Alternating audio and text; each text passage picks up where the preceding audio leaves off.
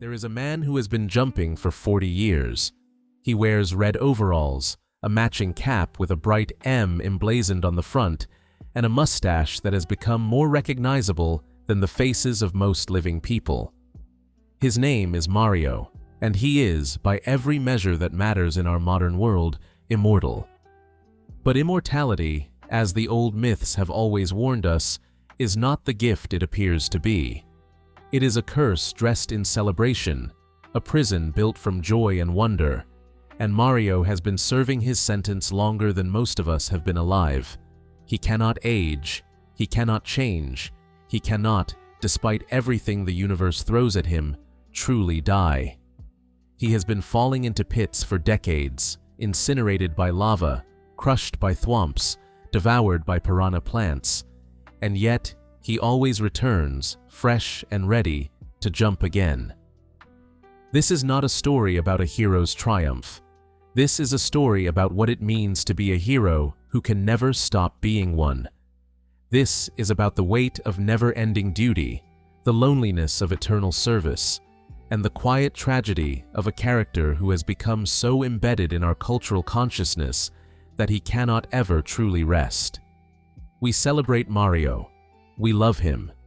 We have grown up with him through countless adventures, and he has never once failed to answer the call. But perhaps it is time we asked ourselves what that call has cost him, and what it means to be the one who must always answer it. The year is 1981, though Mario does not know this yet. He does not yet have his name. He is called Jumpman, and he is scaling a construction site, chasing after a massive ape who has taken his girlfriend. This is where it begins, this endless cycle of rescue and repetition. Already, in these earliest days, the pattern is being set. There is a captive. There is a villain. There is him, jumping, always jumping, toward a resolution that will only lead to the next crisis. Shigeru Miyamoto, the man who created Mario, designed him to be simple. A plumber, because plumbers can travel anywhere through pipes. Italian, because of a resemblance to the landlord of Nintendo's American offices. Mustachioed, because facial hair was easier to render in 8-bit graphics than a moving mouth.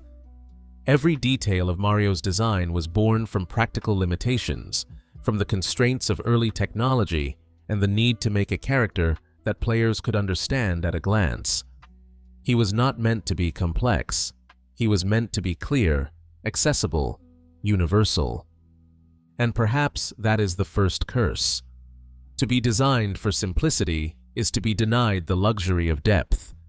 Mario has no tragic backstory, no dark past, no complex motivations beyond the immediate and obvious.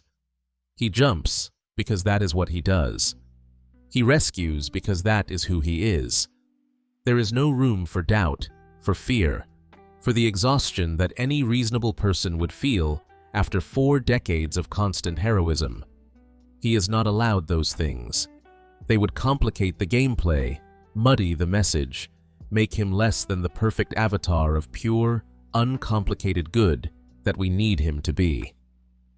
Over the years, Miyamoto has described Mario and his companions as something like a troupe of actors, characters who can take on different roles depending on what story needs to be told. In one game, Mario races go-karts. In another, he plays tennis. In another still, he is a doctor, dispensing pills to eliminate viruses.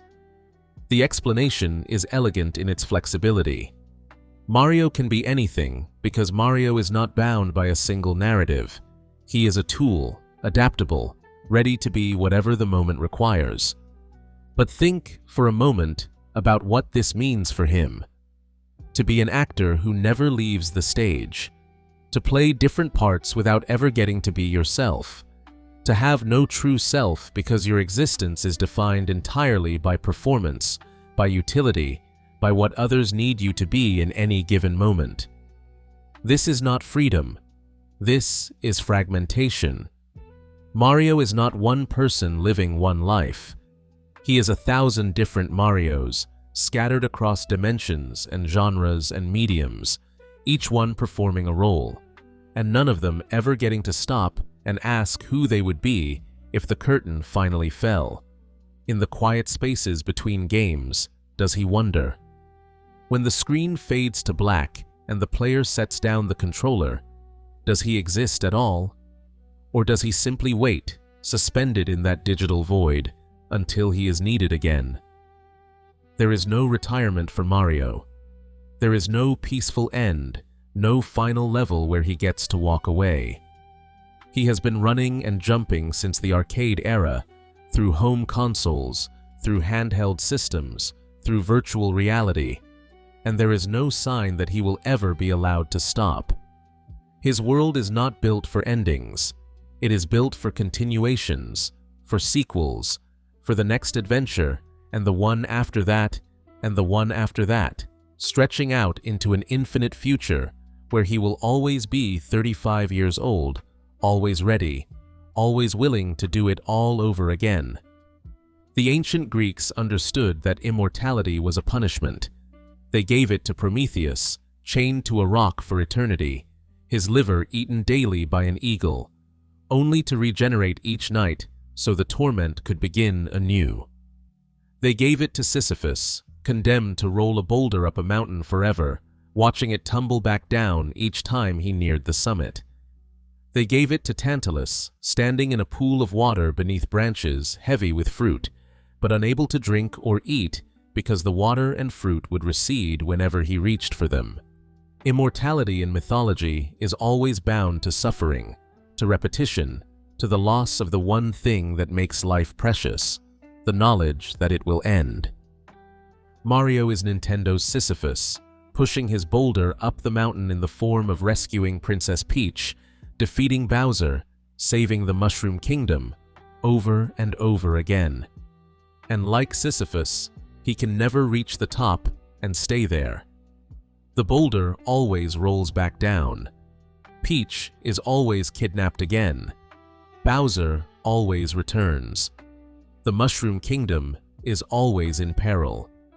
And Mario, unchanging and uncomplaining, always begins his climb anew. But unlike the Greek heroes, Mario does not have the dramatic weight of divine punishment to explain his suffering. He is not being tortured by the gods for his transgressions. He is simply doing what we ask of him. We are the ones who press start. We are the ones who guide him through the levels, collect the coins, make him jump into danger. His immortality is not a curse from Olympus. It is a curse from us, from our endless desire for more games, more adventures, more Mario. We have made him eternal because we cannot bear to let him go. Think of how many times you have sent Mario to his death, how many times he has fallen into bottomless pits while you were learning the timing of a jump. How many times he has been struck by enemies because you were not paying attention, because you were trying something risky, because you made a mistake. He has died thousands of times at your hands, and each time he comes back, ready to try again, without complaint, without memory of the pain. The screen flashes, the familiar sound effect plays, and he is there again, at the beginning of the level or at a checkpoint, as though nothing happened. This is the mechanics of the game, yes, but it is also the mechanics of his existence. Death for Mario is not death as we know it. It is interruption, inconvenience, a brief pause before the performance resumes. He cannot grieve his own death because he has no time to process it before he is alive again. There is no afterlife for Mario, no rest, no peace. There is only the next jump, the next level, the next game. Eternal recurrence without the possibility of escape. In Super Mario World, when Mario loses all his lives, he ascends with a halo, drifting upward toward what appears to be heaven. It is a brief, almost comical animation, a visual representation of game over. But in Paper Mario, the 1,000-Year Door, when the paper-thin version of Mario is defeated, he is sent to the Underwhere, a realm that is explicitly described as the underworld, a place for spirits of the dead. The implication is disturbing. Mario does not die and go to heaven. He is sent to hell, and not as a spirit, but alive, still himself, still aware, forced to find his way back to the world of the living because the quest is not finished, and it never will be. This creates a theological horror in Mario's existence. If he is sent to the underworld while still alive, then what he experiences is not death, but damnation. And yet, he climbs out because he has to, because Peach needs saving and Bowser needs defeating, and the adventure must continue. There is no God in Mario's world who will intervene to end this cycle. There is no higher power that will grant him rest. There is only the work, and the work is never done. The year is 2025, and Mario is still jumping. He has jumped through more than 200 games, across dozens of consoles, in countless dimensions and timelines and realities. He has been a doctor, a racer, a tennis player, a golfer, a party host. He has traveled through time, through space, through paper worlds and blocky worlds and worlds made of wool. He has met himself as a baby, fought alongside his past selves, existed simultaneously in multiple forms across multiple realities. And through it all, he has remained fundamentally the same mustache, the same overalls, the same simple, noble purpose. But immortality does not preserve. It calcifies. To be unchanging is not to be pure. It is to be trapped, frozen in a single moment that extends forever. Mario cannot grow because growth implies change, and change would make him something other than what we need him to be. He cannot learn because learning implies the accumulation of experience that leads to wisdom, and wisdom might make him question why he is doing this, why he has always done this, why he must continue to do this forever. He cannot rest because rest implies an end, and his story is not allowed to have one. He is the hero we need him to be, always, and that is the saddest thing of all. In 2012, Shigeru Miyamoto gave an interview to Game Informer that would redefine how we understand Mario's existence. He described the cast of Mario games not as characters living a continuous story, but as something closer to a troupe of actors, performers who take on different roles depending on the production. One day, they are racing karts. The next, they are playing tennis. Sometimes they are mortal enemies. Sometimes they are teammates on the same sports roster. The roles change, but the actors remain the same. It was, in many ways, the perfect explanation for why Mario continuity feels so fluid, so contradictory, so impossible to pin down. There is no timeline because there is no single story. There is no canon because every game is its own production, its own interpretation, its own performance.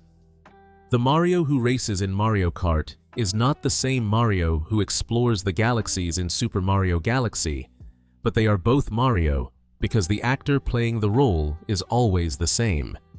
It is elegant. It is freeing. It allows Nintendo to do anything they want with these characters without being constrained by the burden of consistency. But it is also, perhaps, the loneliest description of a character's existence that has ever been offered. Think about what it means to be an actor who never leaves the theater.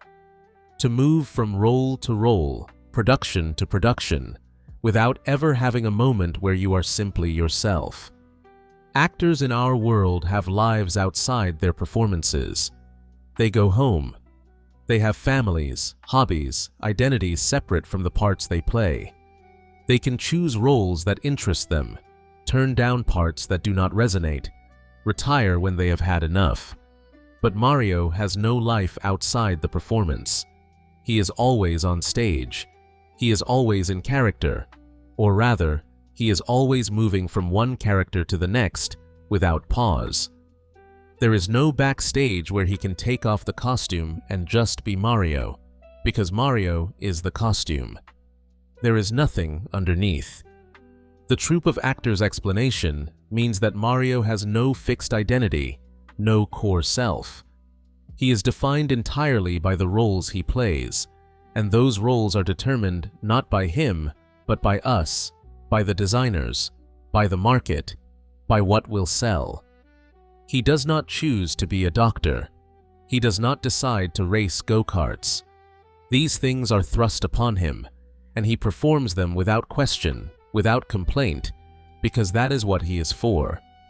He is a vessel for our entertainment, a blank slate onto which we project whatever adventure we wish to experience. This is not so different from the gods of ancient mythology, who also took on many forms and played many roles depending on which story was being told. Zeus could be a swan, a bull, a shower of gold.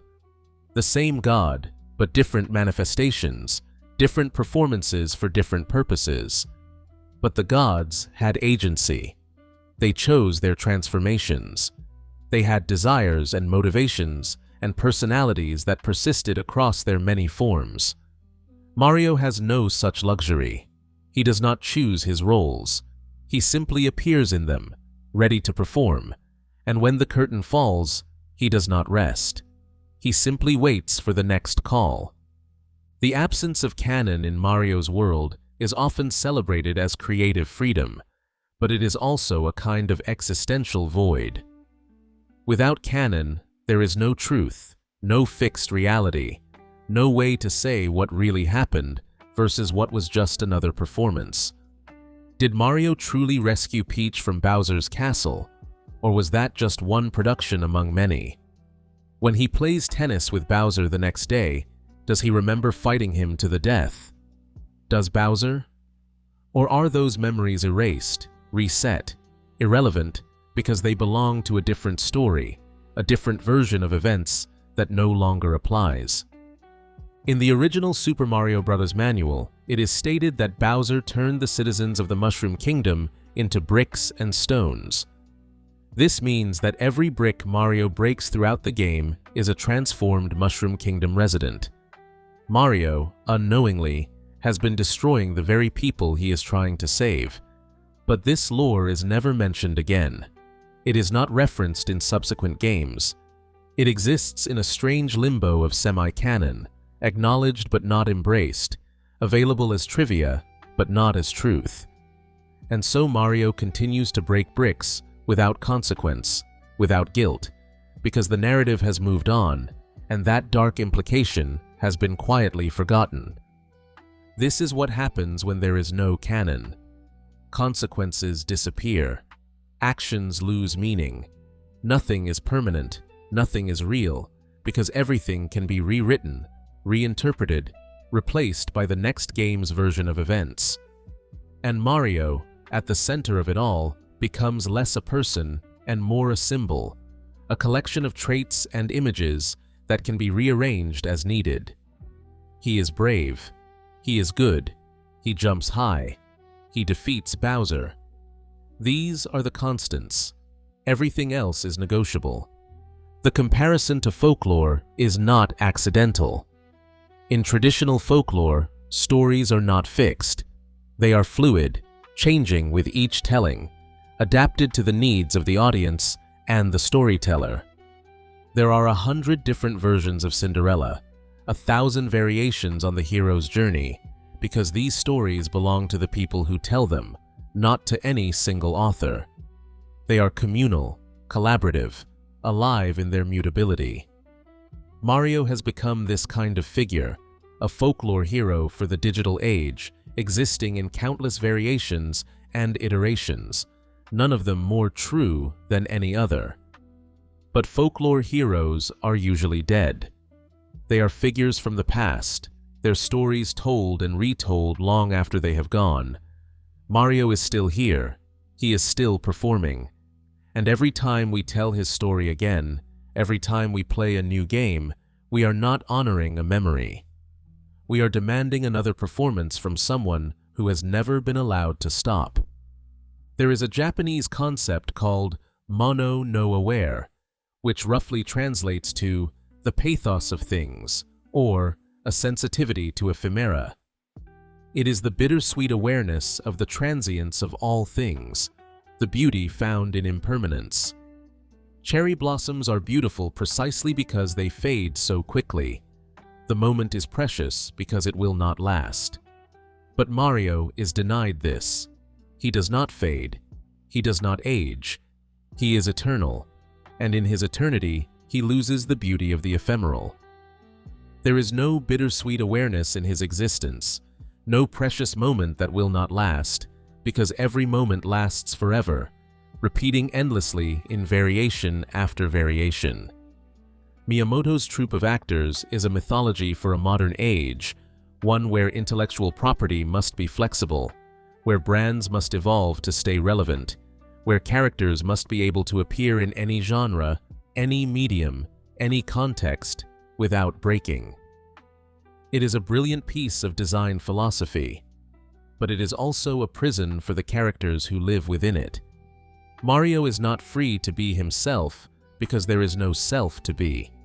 He is free only to perform, and performance, when it never ends, becomes indistinguishable from imprisonment.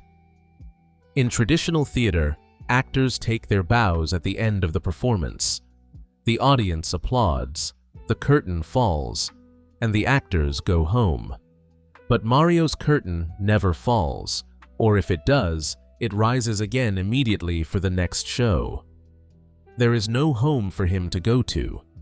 There is no version of Mario who is not performing, because performing is all he is.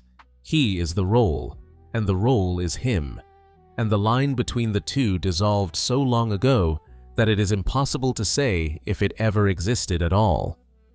This is the peculiar tragedy of modern mythological figures. They are too successful to be allowed to end. They are too beloved to be released.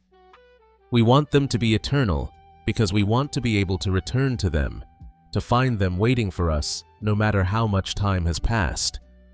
But in making them eternal, we deny them the one thing that gives a story its power: an ending. And without an ending, there is no closure, no resolution, no rest. There is only continuation, the next chapter, the next game, the next performance, forever and ever and ever. Mario smiles on the cover of every game. He gives a thumbs up, strikes a cheerful pose, radiates confidence and joy. But he has been smiling for 40 years now, and that smile has never wavered, never faltered, never revealed anything beneath it. It is the smile of someone who is not allowed to be anything else. It is the smile of a performer who knows the show must go on, who knows that the audience is watching, who knows that to stop smiling would be to fail at the only job he has ever been permitted to have. And so he smiles, and he jumps, and he performs, because that is what he is for. That is all he has ever been for. And in the mythology of the troupe, that is all he will ever be. There is a green mushroom in the mushroom kingdom that defies every natural law. It is small, marked with white spots, and it glows with a soft, ethereal light. This is the one-up mushroom, and it grants something that should not be possible in any reasonable universe: an extra life. Not healing, not protection, not enhanced ability. Life itself, given freely, a resurrection made tangible and holdable and edible. The one-up mushroom first appeared in 1985 in the original Super Mario Bros., hidden in invisible blocks and tucked into dangerous corners where only the most thorough explorers would find them. They were rare then, precious, each one a small miracle. To find a one-up mushroom meant that your mistakes were forgiven, that you had been granted one more chance to reach the end of the level, to rescue the princess, to defeat Bowser. It was a gift, a mercy, a reprieve from the permadeath that defined so many arcade games of that era. But over time, as the Mario franchise grew and evolved, one-up mushrooms became less rare. They appeared more frequently in blocks, were rewarded for chains of enemy stomps, could be earned by collecting enough coins or finding hidden areas. By the time of New Super Mario Bros. Wii, players could accumulate 99 lives, so many that death became less a threat and more an inconvenience, a brief interruption before continuing exactly where you left off. The number in the corner of the screen became absurd, a count of how many times Mario could die and return, die and return, die and return. What does it mean to die 99 times and still be the same person? What does it mean to fall into lava, to be crushed by a thwomp, to be devoured by a piranha plant, and then simply reappear, whole and healthy, as though nothing had happened? The one-up mushroom is a mechanical convenience, yes, a way to let players learn through failure without being punished too harshly. But as a narrative element, it creates an interesting paradox. Death for Mario is not death as we understand it. It is not an end. It is not even a beginning of something new. It is just a pause, a brief flicker, and then he is back, standing at the checkpoint or the start of the level, ready to try again. In Super Mario World, when Mario loses all his lives, there is a brief animation where he floats upward with a halo, drifting toward the top of the screen. It is a classic visual shorthand for death, the soul ascending to heaven, leaving the body behind. It is meant to be lighthearted, comical, the kind of cartoony death that has no weight, no permanence. Mario died, but not really, because you can just press continue and he will be back, ready to begin the whole adventure again from the start. It is a game over, not a true ending. But in Super Paper Mario, something different happens. When Mario's health reaches 0, he does not simply vanish or float upward. He is sent to the Underwhere, a shadowy realm beneath the earth, populated by the spirits of the dead. It is explicitly described as the Underworld, the place where souls go when they die. And Mario, flat and paper-thin but still very much himself, is sent there not as a spirit, but as a living being, still capable of moving, thinking, fighting. He appears to be condemned to this place while still conscious, still himself. The only way forward is to navigate the underworld and return to the land of the living, because the quest is not finished and it never will be. This creates an unsettling possibility. If Mario is sent to the underworld while still alive, then what he experiences might be viewed as something beyond ordinary death. He faces the fate of the departed without the release that death typically brings. And when he finds his way back to the surface, it is not resurrection in any traditional sense. It is continuation, the refusal to let him stop, the insistence that he must keep going no matter what. There is a detail from the original Super Mario Bros. Manual that adds a darker layer to the game's world. According to the manual, Bowser used his magic to turn the peaceful residents of the Mushroom Kingdom into mere stones, bricks, and even field horsehair plants. If we take this at face value, every brick block Mario shatters to find a coin or a power-up could be a person, frozen by dark magic, destroyed by the hero who is trying to save them. If this were true, and if Mario knew it were true, then his journey would not be one of simple heroism. It would be a path of necessary destruction, breaking his own people to reach the villain who cursed them, hoping that defeating Bowser will undo the magic and restore what he has destroyed. This detail appears only in the original manual and is rarely referenced in later games, suggesting it may have been quietly retired from the series' mythology. Still, it lingers as an uncomfortable possibility in the game's earliest lore.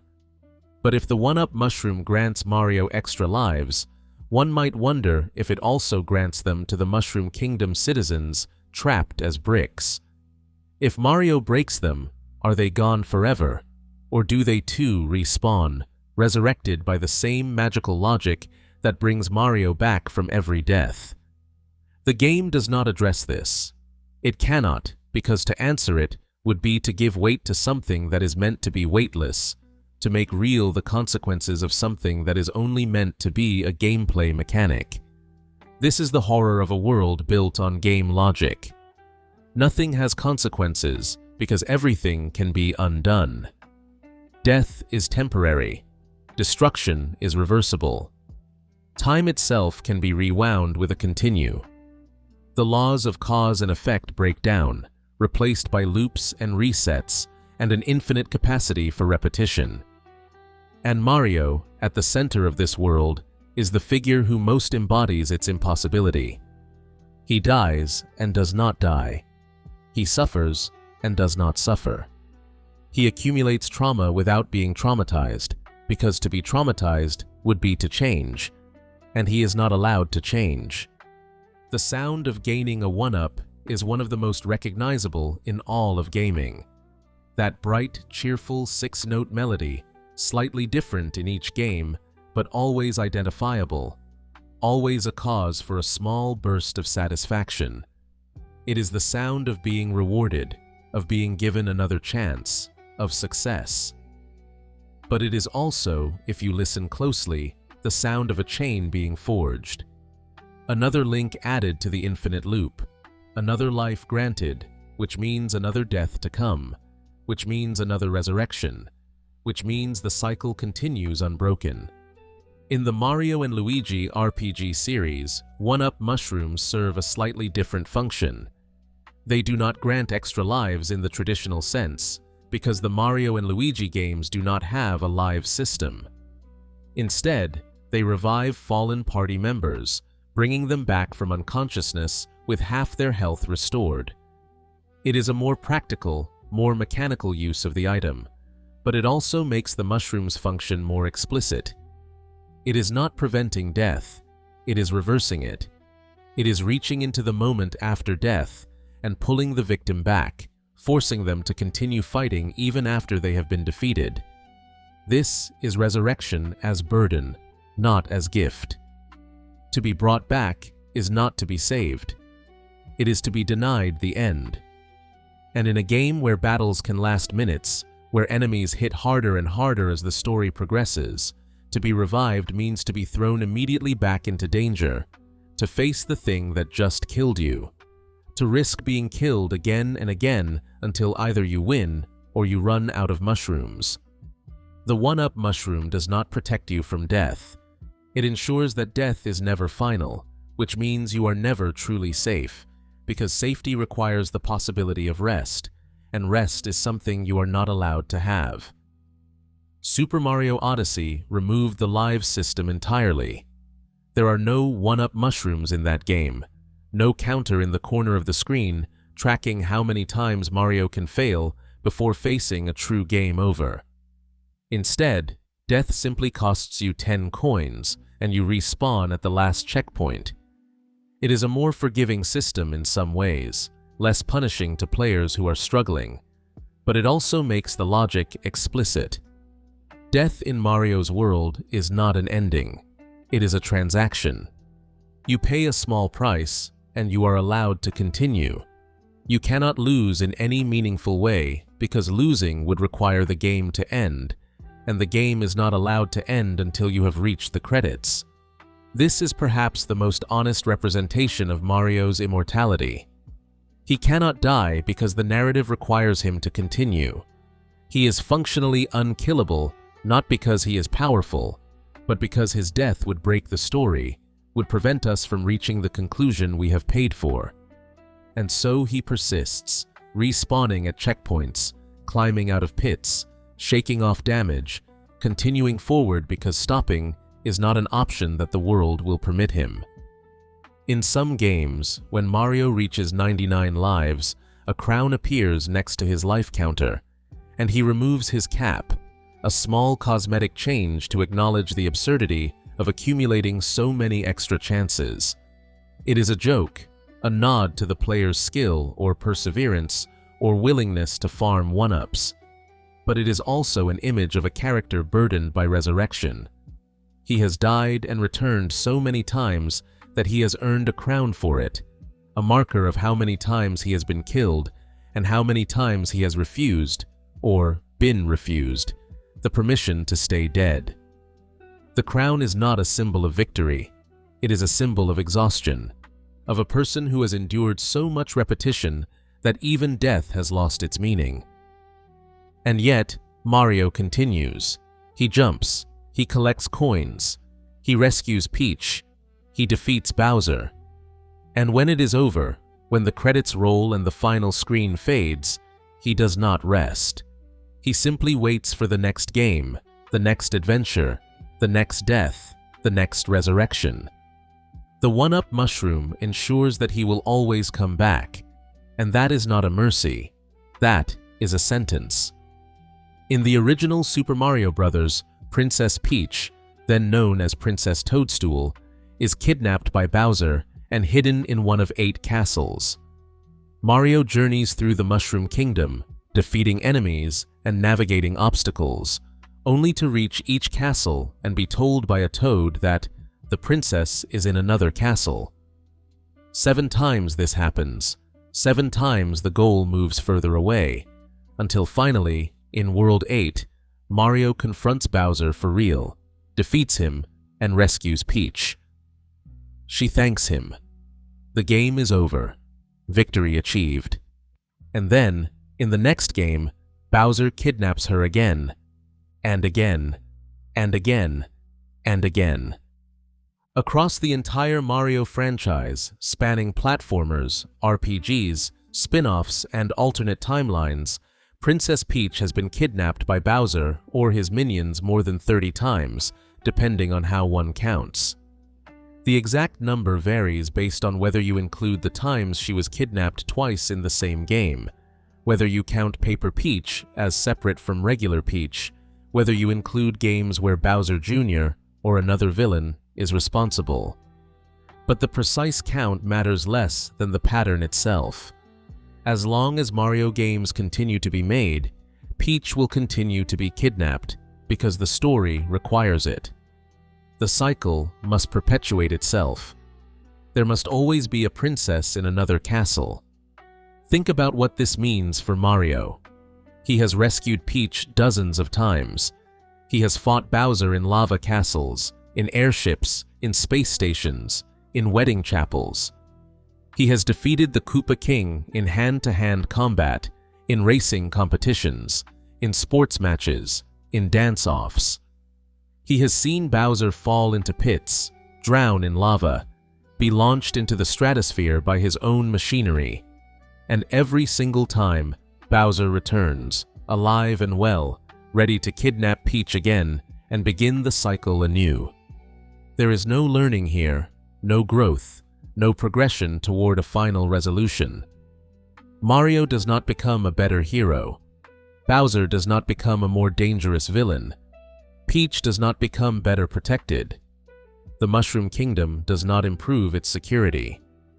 The pattern simply repeats, the same story told over and over with different set dressing, different mechanics, different visuals, but the same fundamental structure. Bowser kidnaps Peach. Mario rescues her. The end. And then the beginning again. This is not a story. This is a ritual, enacted endlessly, a myth that cannot conclude because its conclusion would mean the end of the world it inhabits. As long as Mario is the hero, Peach must be the damsel, and Bowser must be the dragon. These roles are fixed. They cannot be escaped. And the characters, trapped within them, are doomed to perform the same actions for eternity. But why does Bowser keep kidnapping Peach? In the original game, the manual offers a practical explanation. He turned the citizens of the Mushroom Kingdom into bricks and stones, and Peach is the only one with the power to reverse the spell. This gives his kidnapping a strategic purpose. Remove the only person who can undo his magic, and his conquest of the kingdom is secure. It is villainous, yes, but it follows an internal logic. It makes sense within the context of the story. In later games, this explanation is mostly forgotten, replaced by a simpler motivation. Bowser is in love with Peach. This is made explicit in Paper Mario, where his diary reveals his feelings for her, and in Super Mario Odyssey, where he attempts to force her into marriage with an elaborate wedding ceremony. He does not kidnap her to rule the kingdom. He kidnaps her because he wants her, because he believes that if he is powerful enough, persistent enough, threatening enough, she will eventually accept him. He is a villain, yes, but he is also a character trapped in his own hopeless cycle, pursuing someone who will never love him back, who cannot love him back because the story will not allow it. And Peach? What does she think of all this? She is grateful when Mario rescues her. She thanks him, sometimes with a kiss, sometimes with cake, sometimes with a simple expression of relief. But she never questions why she keeps being kidnapped. She never demands better security. She never learns to fight, never trains an army, never takes meaningful steps to prevent the next abduction. In a few games, like Super Princess Peach and Super Mario 3D World, she is playable, capable, able to rescue herself or others. But these are exceptions, outliers that do not change the fundamental pattern.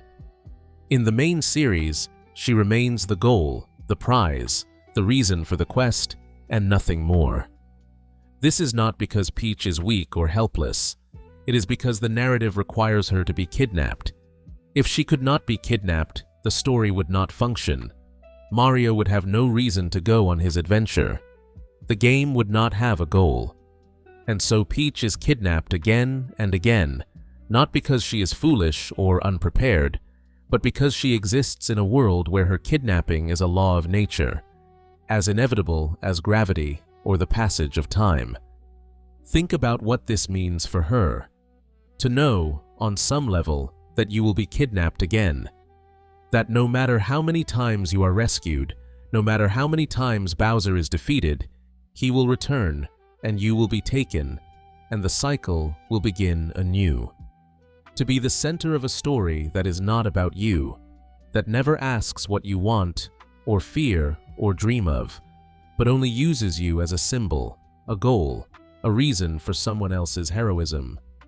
This is not safety. This is not being cherished. This is being trapped in a narrative that demands your suffering as the price of its continuation.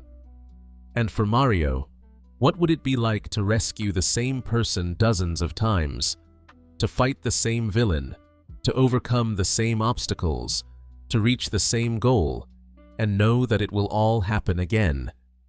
Does he believe, each time, that this time will be different?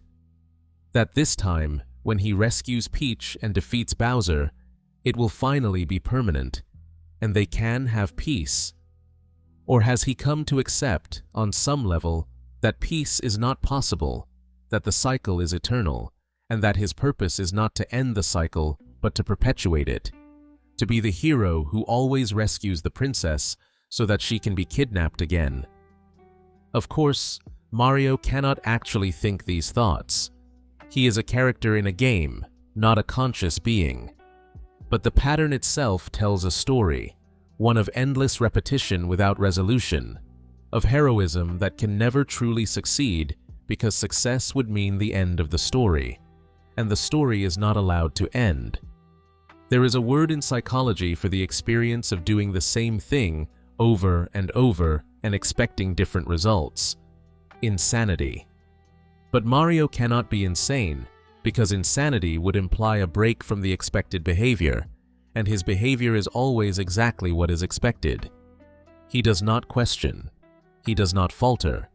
He simply continues, because continuing is what he is for. The relationship between Mario and Peach is one of the most famous in gaming, iconic in its simplicity. He is the hero. She is the princess. He loves her, or at least we assume he does, because why else would he risk so much to save her? But love, if it is to be real, requires choice, requires change, requires the possibility of a future that is different from the past. And Mario and Peach have no future. They have only the present, repeating endlessly. They cannot marry, cannot settle down, cannot live a life together, because that would be an ending, and endings are not permitted. In some games, Mario and Peach go on vacation together. They race karts, they play tennis, they attend parties. These moments suggest a relationship that exists outside the cycle, a friendship or romance that persists between the kidnappings. But these moments are always temporary, always peripheral to the main story. They exist in the spin-offs, the side games, the spaces where the narrative can be lighter, freer, less burdened by the weight of archetypal repetition. And even in these games, Bowser is there, racing alongside them, hitting tennis balls across the net, dancing at the same parties. The villain and the victim and the hero all together, performing normalcy, pretending that the cycle does not exist. But it does exist, and it always returns. The tragedy of the cycle is not that Peach is kidnapped. It is that being kidnapped is all she is allowed to be. The tragedy is not that Mario rescues her. It is that rescuing her is all he is allowed to do. The tragedy is not that Bowser is the villain. It is that being the villain is the only role he is allowed to play, even when the games hint at something more complex, something human, something worthy of sympathy or understanding. They are all prisoners of the cycle, and the cycle, indifferent and eternal, grinds on, using them as the components of its engine, churning out the same story year after year, decade after decade after decade, until the characters themselves become less people and more symbols, less living beings, and more the gears in a machine that cannot stop running because we, the players, keep feeding it coins and pressing start. Peach is in another castle. She always has been. She always will be. And Mario, ever faithful, ever obedient, ever heroic, will always journey to rescue her, knowing, on some level, that he cannot quite reach, that when he succeeds, she will simply be taken again. The cycle is the story, and the story is the cycle, and there is no escape for any of them. In 1949, mythologist Joseph Campbell published a book called The Hero with a Thousand Faces, in which he argued that nearly all hero myths across cultures follow the same basic pattern.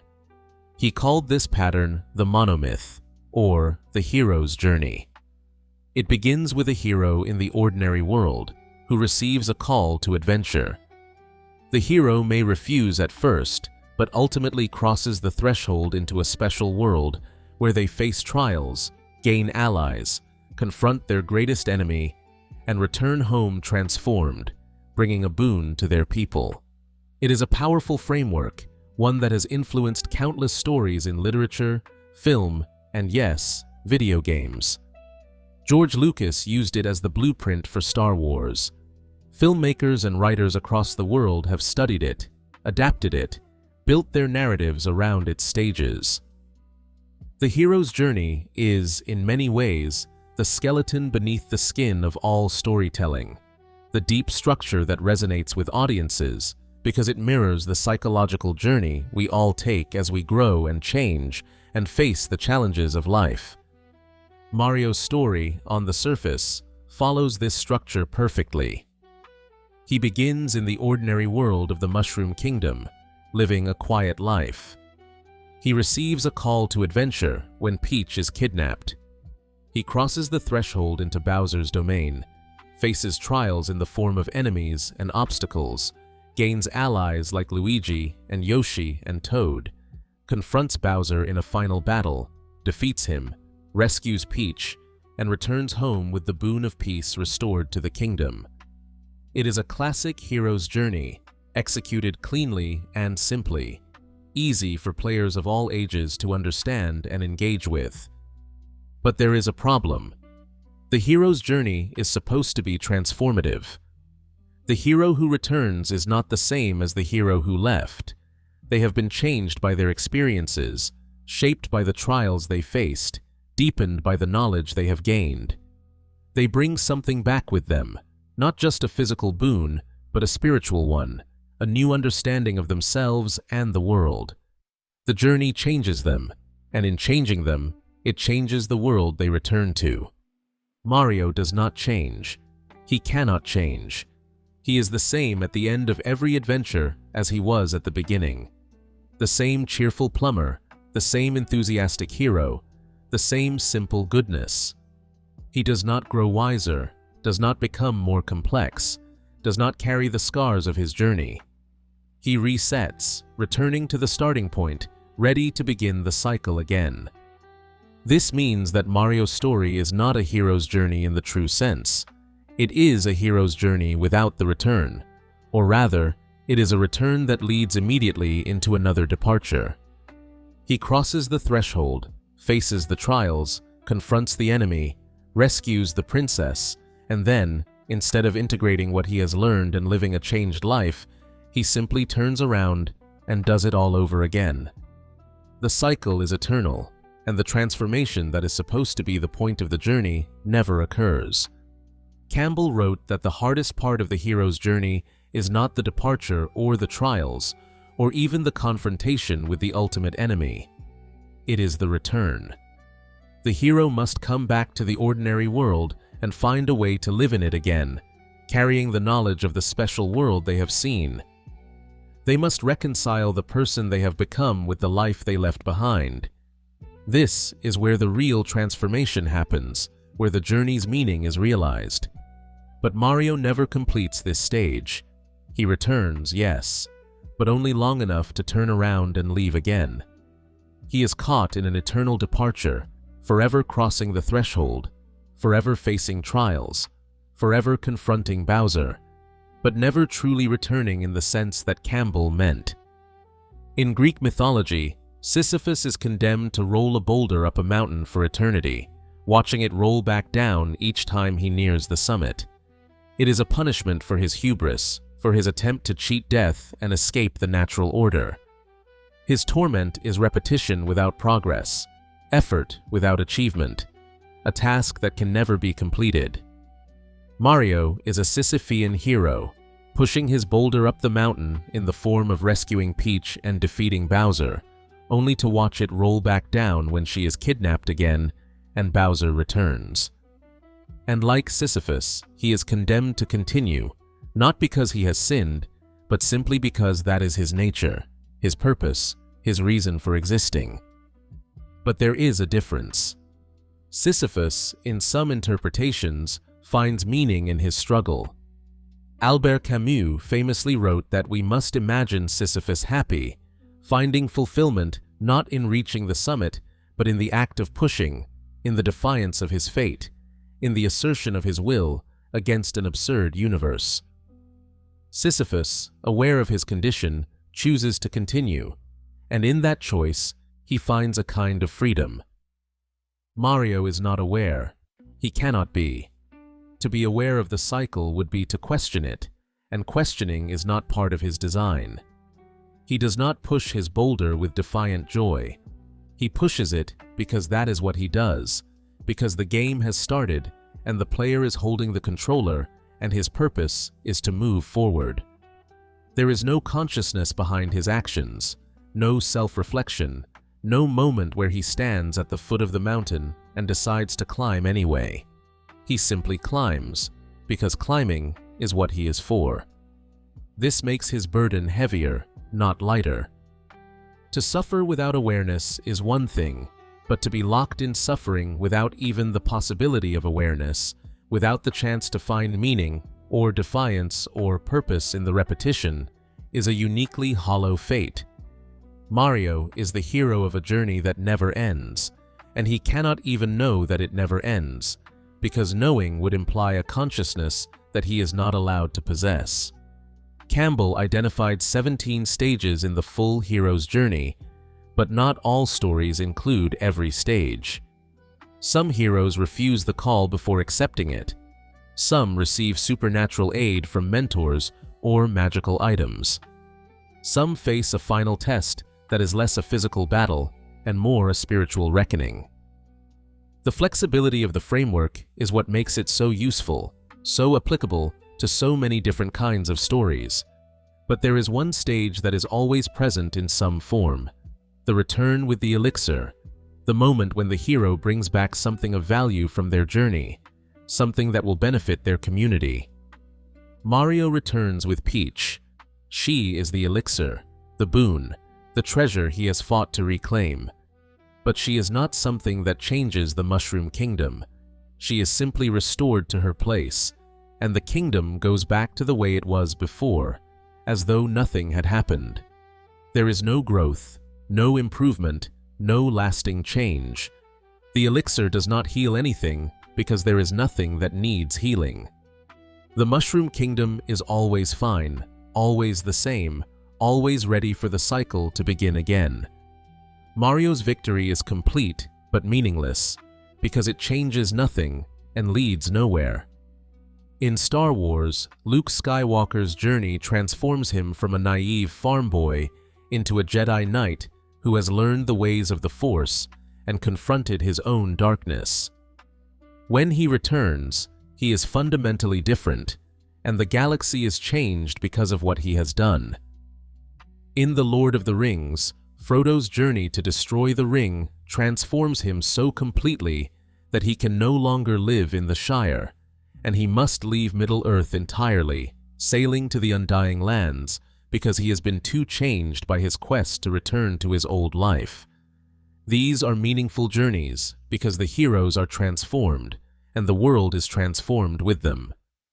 Mario defeats Bowser and rescues Peach, and the Mushroom Kingdom is exactly the same as it was at the beginning of the game.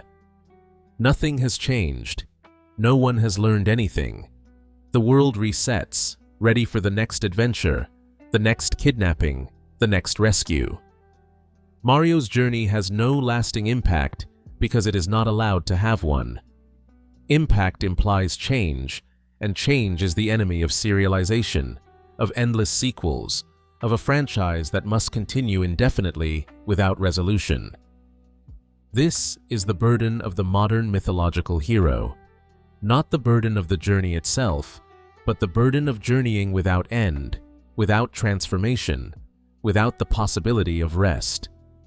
Campbell wrote that the hero's journey is ultimately about personal growth, about becoming who you are meant to be. But Mario cannot become. He can only be, and what he is unchanging, eternal, fixed. His journey is not about growth. It is about maintenance, about keeping the world the same, about ensuring that nothing ever truly changes.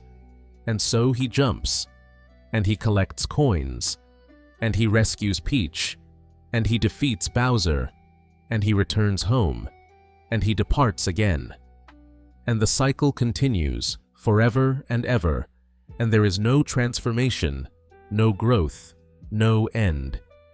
There is only the journey, repeated endlessly, a hero's journey without a hero, or perhaps more accurately, a hero trapped so completely in the journey that he has become indistinguishable from it. Campbell believed that myths serve a function, that they teach us how to live, how to face challenges, how to grow. But what does Mario's myth teach us? Perhaps it teaches us about duty, about continuing even when the task seems impossible, about heroism that does not seek reward or recognition, but simply does what needs to be done. Or perhaps it teaches us something darker, something about the cost of being needed, about what happens when you are so good at being the hero that you are never allowed to be anything else. The hero's journey is supposed to end. That is the point. The hero returns and the story is over, and the world has been changed. But Mario's story never ends. It only pauses, waiting for the next game, the next adventure, the next time we decide to press start. And in that endless continuation, the hero's journey becomes something else entirely. It becomes a prison. And Mario, ever smiling, ever jumping, ever heroic, is its longest-serving inmate. Luigi has lived his entire existence in Mario's shadow. This is not metaphor. This is fact, stated clearly in game after game, acknowledged by Nintendo itself, embraced and explored, and made into a defining character trait. He is the younger brother, the second player, the green-clad echo of his red-clad sibling. He is taller, yes, and he can jump higher, and in some games he is even more mechanically useful than Mario, but none of this changes the fundamental truth of his existence.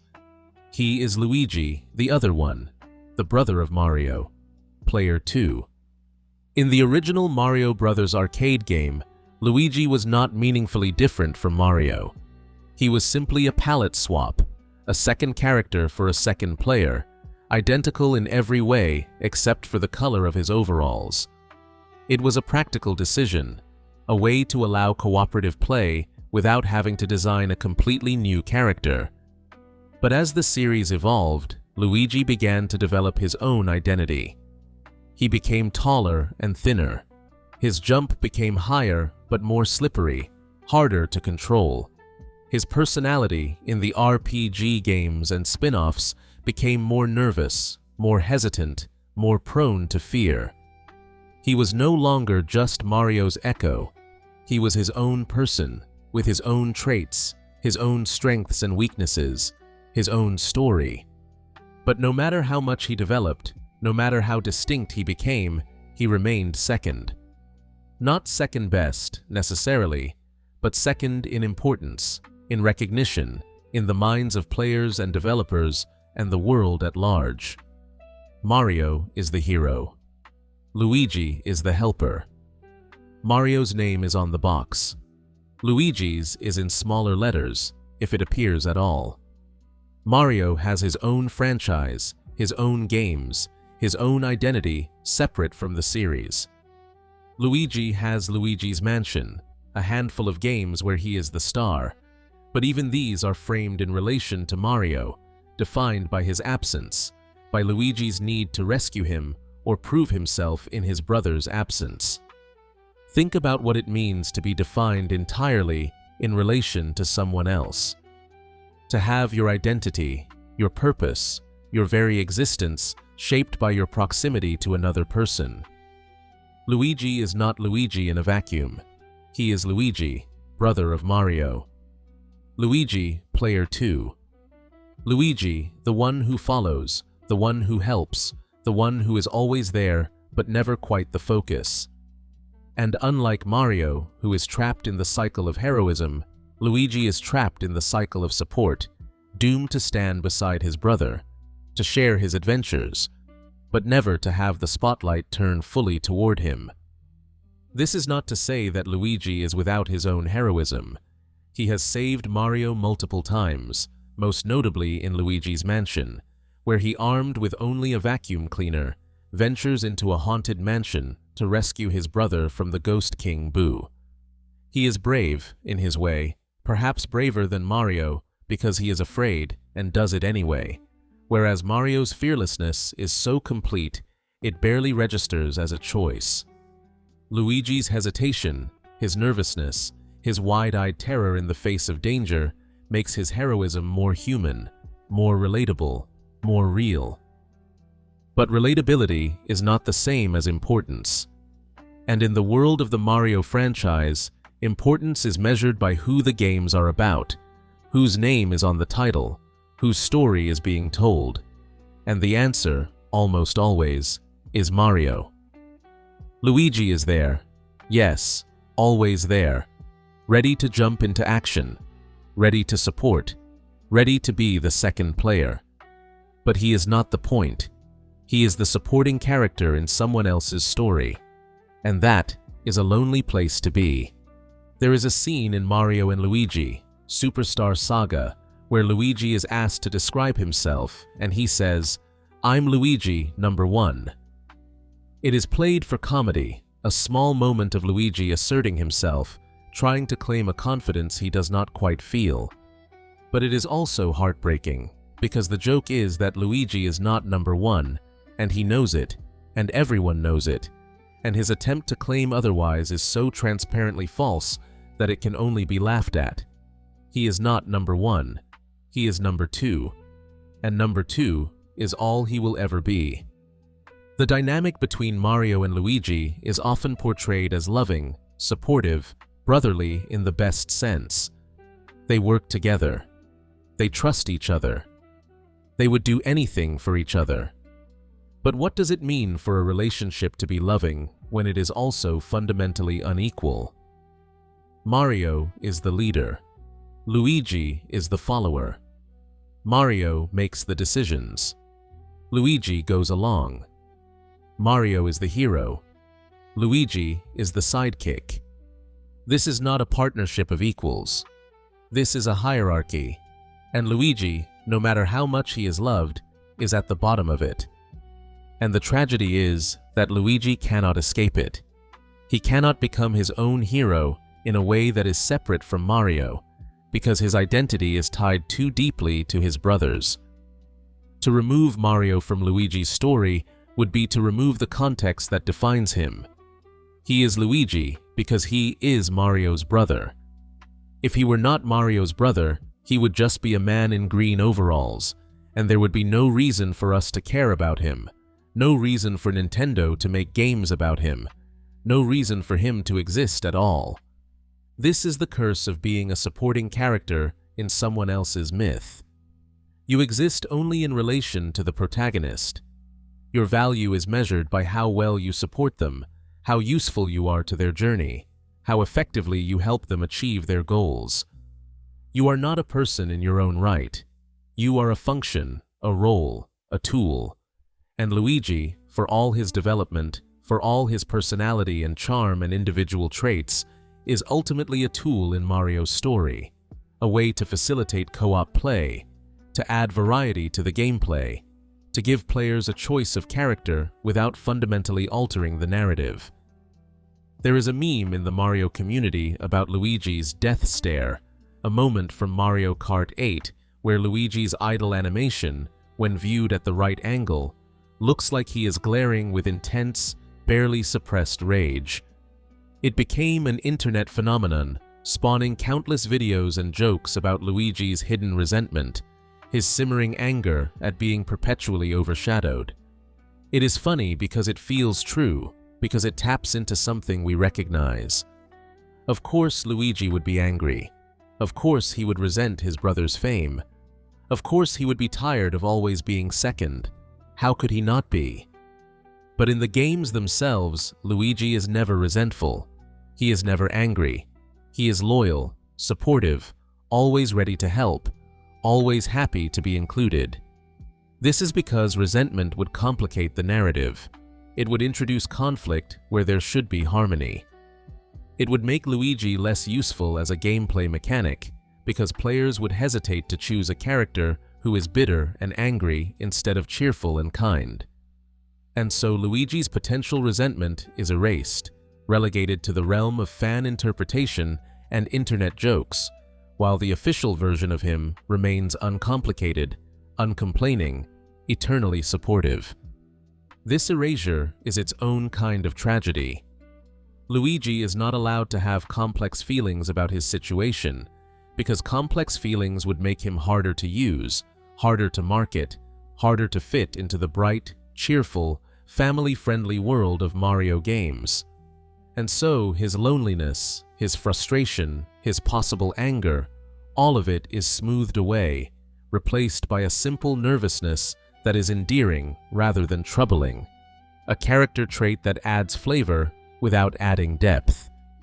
In Super Smash Bros., Luigi's trophy description states that he lives in Mario's shadow. It is an acknowledgement of his position, stated plainly, without commentary or judgment. He lives in the shadow. That is where he exists.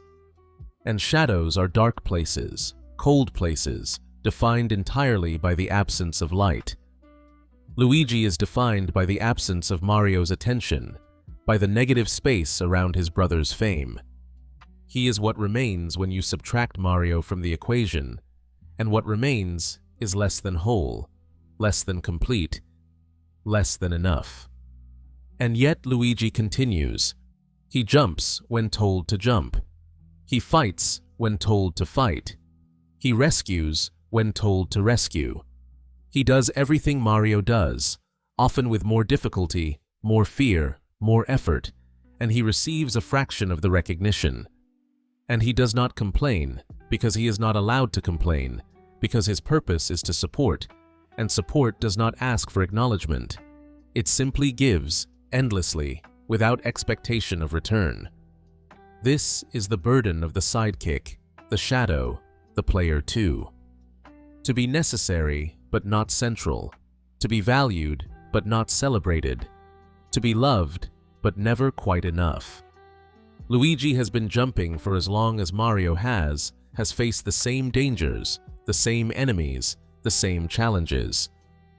But the games are called Super Mario, not Super Luigi. The franchise is the Mario franchise, not the Mario and Luigi franchise, except when it explicitly is. And even then, Mario's name comes first. Mario is lonely because he cannot stop being the hero. Luigi is lonely because he will never truly be one.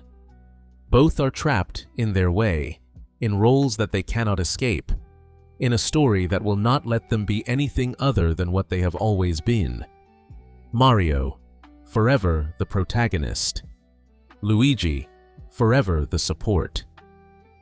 And both of them, together, jumping through the same worlds, facing the same dangers, locked in a partnership that is also a cage, unable to leave, unable to change, unable to be anything more than what they are. The shadow is a cold place, and Luigi has lived there his whole life. The Mushroom Kingdom is a strange place. It is a land of floating blocks and pipes that lead to secret areas, a land where mushrooms make you grow larger and flowers grant the power of fire. The sky is blue, the grass is green, the castles are white and red and pink, and everything has a round, soft, friendly quality to it, as though the entire world has been designed to be as unthreatening as possible. It is a child's drawing brought to life, a place where danger exists but never feels truly dangerous, where enemies can be defeated with a jump, where death is temporary and victory is always possible if you try hard enough. But the Mushroom Kingdom is also a place without a center, without a fixed geography, without any internal consistency from game to game. In the original Super Mario Bros., the kingdom consists of 8 worlds, each with 4 levels, culminating in a castle where Bowser waits. In Super Mario World, the kingdom is replaced by Dinosaur Land, a new location with its own geography, its own inhabitants, its own rules. In Super Mario 64, the kingdom is condensed into Princess Peach's castle and the paintings within it, each painting leading to a self-contained world with no apparent connection to the others. In Super Mario Galaxy, the kingdom is barely mentioned, replaced by an entire universe of planets and galaxies and cosmic landscapes. Where is the Mushroom Kingdom? What shape does it have? What are its borders? These questions have no answers because the Mushroom Kingdom is not a place in any meaningful sense. It is a backdrop, a setting that can be rewritten and reimagined with each new game to suit the needs of the gameplay and the story. It is wherever Mario is, and it is whatever the designers need it to be, and it has no existence beyond that. This makes Mario a hero without a home. He is from the Mushroom Kingdom, yes, but the Mushroom Kingdom is not a fixed location. It is a concept, a category, a label applied to wherever Mario happens to be. He cannot return home because home is not a place he can return to. It is a state, a condition, a setting that exists only when the game is being played and vanishes when the game ends. In Super Mario Odyssey, we see New Donk City, a metropolitan area populated by realistic humans, where Mario is suddenly the only cartoon character in a world of normal-sized people. It is implied that this is where Mario came from before he arrived in the Mushroom Kingdom, a city that resembles New York, where he worked as a construction worker or a plumber before being swept into his life of adventure. But this is only implied, never stated outright, and the city itself feels disconnected from everything else in the Mario universe, a strange intrusion of realism into a series that has always been fantastical. If New Donk City is Mario's home, Then why has he never returned there? Why does he live in the Mushroom Kingdom, a place where he is one of the only humans, surrounded by toads and Koopas and other strange creatures? Did he choose to stay, or is he trapped there, unable to leave because the narrative demands his presence, because Peach will always need rescuing, and Bowser will always need defeating, and the Mushroom Kingdom will always be in danger? There is no answer to this, because the question itself is not meant to be asked. Mario's origins are deliberately vague, his motivations deliberately simple, his home deliberately undefined. He is wherever the game needs him to be.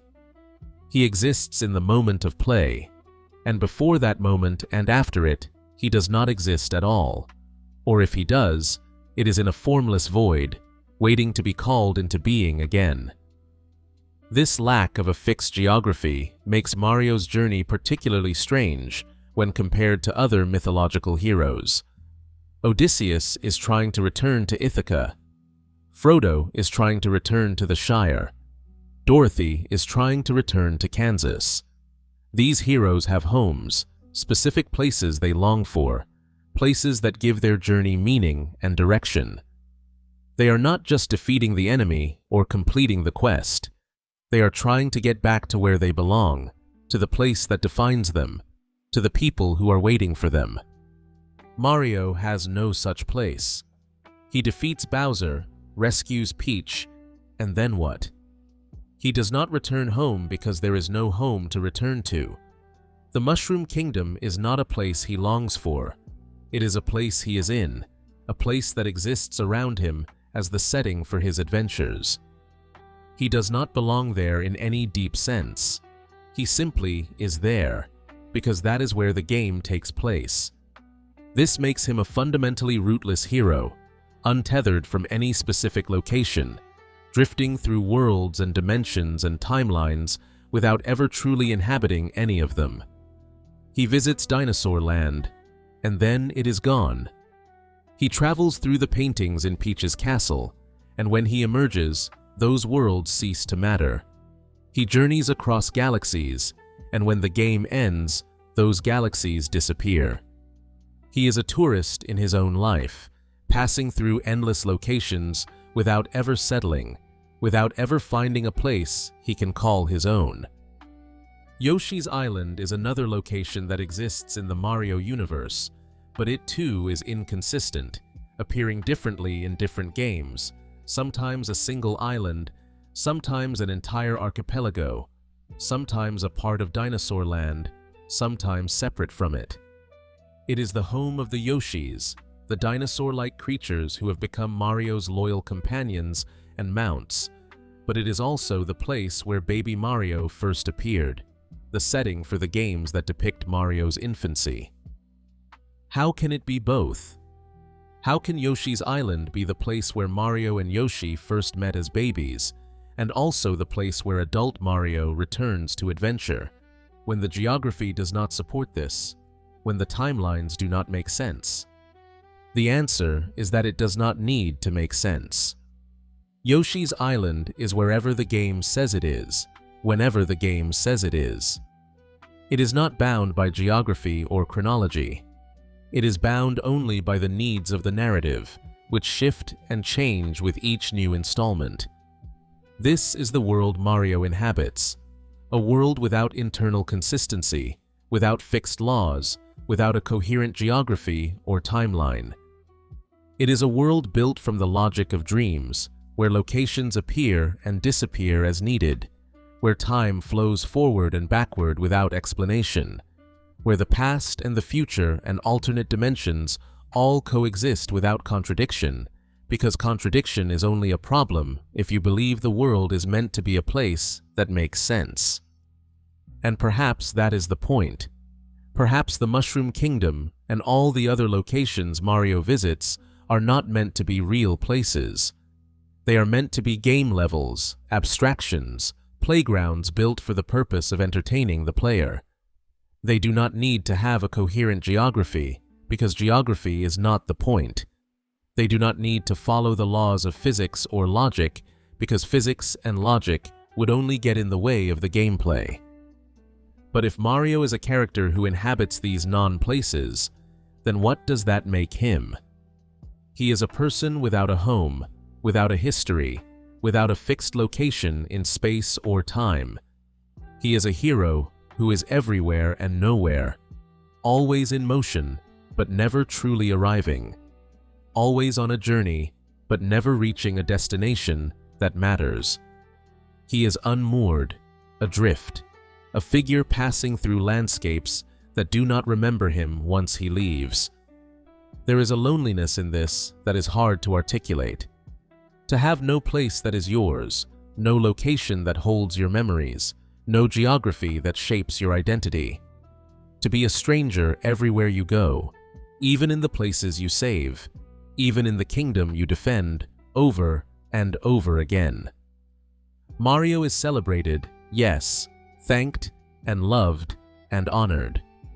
But he is not home. He cannot be home, because home does not exist for him. There is only the next world, the next level, the next adventure, and he must keep moving, because stopping would mean admitting that there is nowhere to stop, no place where he truly belongs.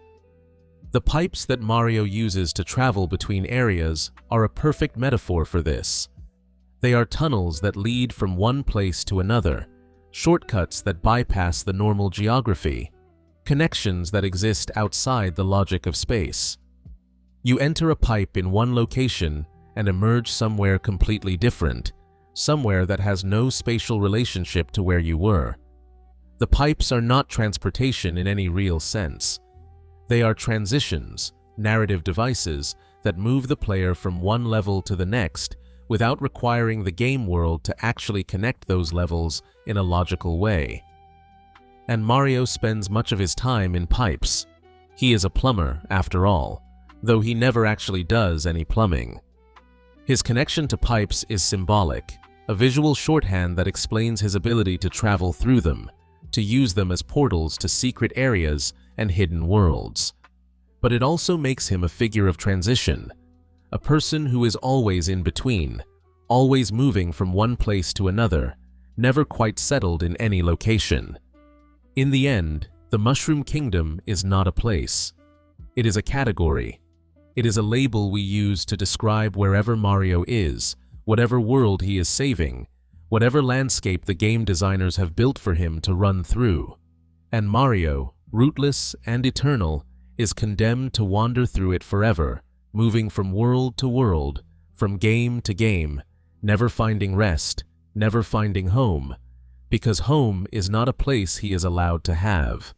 There is only the journey, endless and eternal, and the worlds that appear and disappear around him, like dreams, like levels, like illusions that vanish the moment the game ends. He is a hero without a home, and that, perhaps, is the cruelest part of his immortality. It is 2025, and Mario is still 35 years old. He has been 35 years old since his first appearance, or rather, he has never been assigned a specific age because aging would imply the passage of time, and time is something that Mario is not subject to. He does not grow older. He does not change. He is the same now as he was in 1981, the same as he will be in 2045, the same as he will be for as long as Nintendo continues to make games about him. This is immortality in its purest form, not the immortality of gods who age slowly or can be killed under specific circumstances, but the immortality of a character who is simply exempt from time, who exists in a perpetual present, unchanging and unchangeable. Mario does not experience time the way we do. He experiences games, each one a discrete unit, a separate adventure, and between those games, he does not exist. Or if he does, it is in a timeless void where nothing happens, and nothing can happen because there is no player to move him forward. But the world around him changes, the technology evolves, the graphics improve, the gameplay mechanics become more sophisticated, the stories become more complex, and through it all, Mario remains the same, a fixed point in a shifting landscape, a character who is recognizable precisely because he does not adapt, does not grow, does not change with the times. In 1985, Mario was a collection of pixels, a small sprite that could only move left and right, jump up and down. He had limited animations, a simple design, and the game he starred in was challenging but straightforward, built from the technical limitations of the NES. By 1996, he had transitioned into 3 dimensions in Super Mario 64, suddenly capable of moving in any direction, of jumping in complex ways, of interacting with a fully realized 3D environment.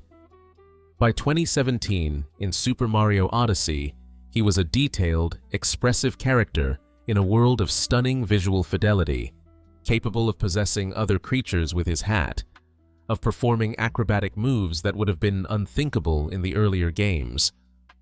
And yet, he is the same Mario, the same overalls, the same mustache, the same cheerful expression, the same simple goodness. He has been rendered in higher and higher resolution, given more animations, more expressiveness, more detail, but the core of who he is has not changed. He is Mario, and Mario is a constant, a fixed star in the Nintendo galaxy, unchanging even as everything around him evolves. This creates a strange dissonance. Mario has lived through 4 decades of technological advancement, has seen the world of gaming transform from simple arcades to vast open worlds, from 8-bit sprites to photorealistic graphics, from single-player experiences to online multiplayer to virtual reality. He has been there for all of it, a witness to the entire history of modern gaming, and yet none of it has touched him. He is the same in every era, the same in every game, impervious to the march of progress, untouched by the changes that have transformed everything else. Think about what this means. Mario was there in the arcade era, when games were designed to eat quarters, to be brutally difficult, to kill the player quickly so they would have to pay again to continue. He was there when home consoles emerged, when games became longer, more complex, designed to be finished rather than endlessly replayed. He was there when 3D graphics became possible, when the industry reinvented itself around new possibilities, new ways of playing. He was there when the internet connected players across the world, when games became services, when the model of game design shifted from discrete products to ongoing experiences. And through all of this, he has remained the same, a plumber in overalls, jumping on turtles, rescuing princesses. This is not adaptation. This is preservation. Mario is not allowed to change because change would risk losing what makes him recognizable, what makes him marketable, what makes him Mario. He is a brand, an icon, a symbol, and symbols must be consistent. They must be recognizable at a glance. They must trigger instant recognition, instant nostalgia, instant connection to everything they represent. And so Mario is frozen, locked in place, a figure from the 1980s who has somehow remained relevant, remained beloved, remained central to gaming culture, precisely because he has refused to evolve with it. But refusal is the wrong word, because refusal implies agency, implies choice. Mario does not choose to remain the same. He simply is the same, because that is what is required of him. He is not a person making decisions about his life. He is a character serving a function, and that function requires him to be unchanging, to be the Mario that players remember, that parents remember, that grandparents remember. He is a link to the past, a connection to childhood, a reminder of simpler times, and to change him would be to break that connection, to lose the nostalgia, to risk making him less universal, less timeless, less Mario. The cost of this timelessness is identity. To be unchanging is to have no arc, no development, no growth. Mario is not a character with a story. He is a character with a series of adventures, each one independent, each one reset at the end, each one leaving no mark on him. He does not carry the weight of his past because he has no past in any meaningful sense. Each game is a fresh start, a new beginning, and the Mario who starts each adventure is the same Mario who started all the others, unburdened by memory, unburdened by experience, unburdened by the accumulated weight of 4 decades of heroism. This is why Mario never seems tired, never seems damaged, never seems affected by the countless times he has been killed, the countless battles he has fought, the countless times he has rescued Peach and defeated Bowser. He cannot be tired because being tired would imply that time has passed, that he has endured something, that he has been changed by his experiences, and change is the one thing he is not allowed to undergo. In the real world, heroes age. They carry scars, physical and emotional. They become wiser, sadder, more complex. They retire, or they die, or they pass their mantle to the next generation. This is the natural arc of heroism. You do the difficult thing, and it costs you, and eventually you reach the end, and someone else takes over. But Mario will never retire. He will never pass his mantle. He will never reach the end. He is the hero for all time, and that means he is the hero for no specific time, a figure outside history, outside development, outside change. There is a photo that circulates on the internet sometimes, showing Shigeru Miyamoto as a young man next to a recent photo of him as an older man, and in both photos, he is holding a Mario doll. The contrast is stark. Miyamoto has aged, his hair has grayed, his face has lined. He has lived a full life, experienced decades of change, grown from a young designer into one of the most respected figures in the gaming industry. And Mario, in both photos, is exactly the same. The same cartoon face, the same bright colors, the same cheerful expression. Miyamoto has lived. Mario has not. Miyamoto has aged. Mario has not. Miyamoto will, someday, die. Mario will not. This is what it means to be timeless, to be exempt from the rules that govern everything else. But exemption is not freedom, it is isolation. Mario cannot relate to the world around him because he is not part of it in any real sense. He is a visitor, a ghost, a figure from the past who has somehow failed to become past, who persists into the present without being of the present, who will continue into the future without ever being future, because the future requires change, and change is what he cannot do. The tragedy of timelessness is that it looks like a gift. Who would not want to live forever, to never age, to never face the decline and death that await all of us? But forever without change is not life. It is stasis. It is being frozen, locked in place, unable to move forward, unable to grow, unable to become anything more than what you already are. And Mario, for all his adventures, for all his heroism, for all his joy, is frozen. He has been jumping for 40 years, and he will jump for 40 more, and nothing will change, nothing will grow, nothing will end, because ending would be change, and change is the one thing he cannot have. The world will continue to evolve. The technology will continue to improve. The games will become more sophisticated, more complex, more ambitious.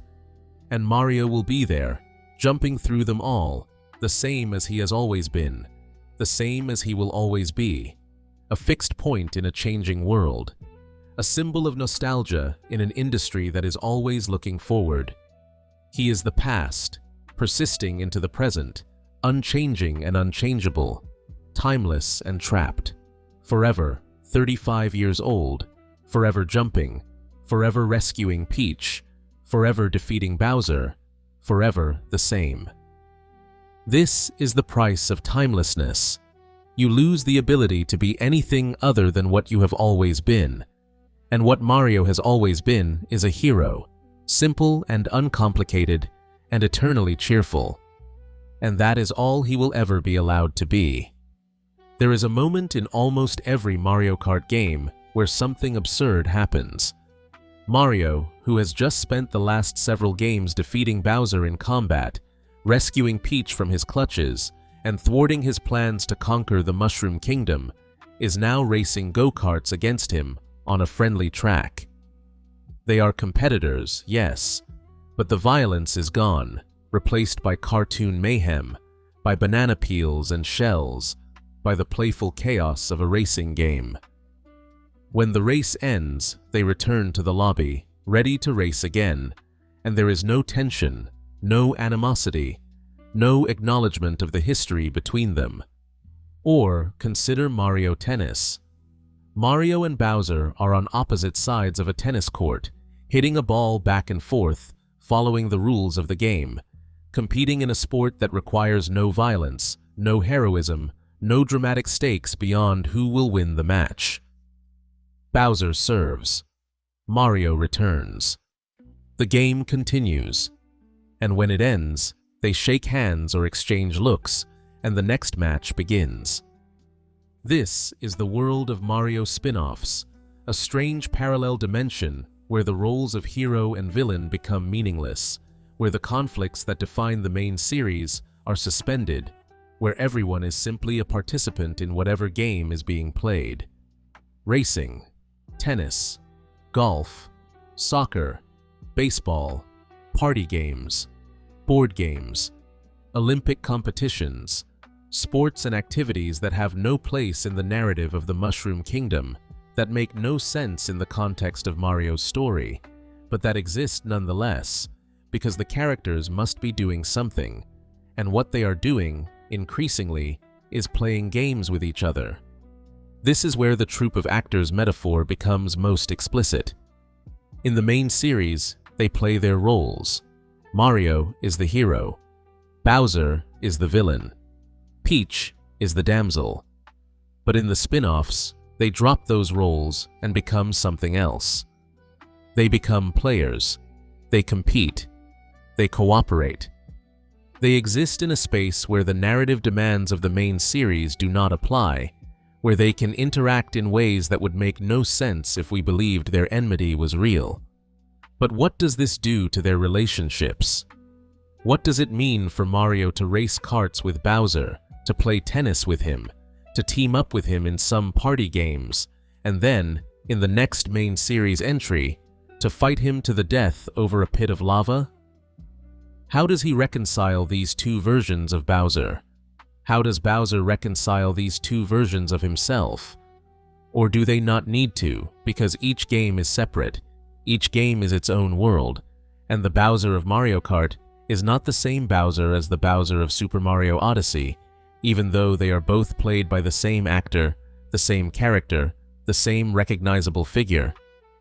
The spin-offs create a bizarre kind of normalcy, a veneer of civility that sits uncomfortably over the violence of the main series.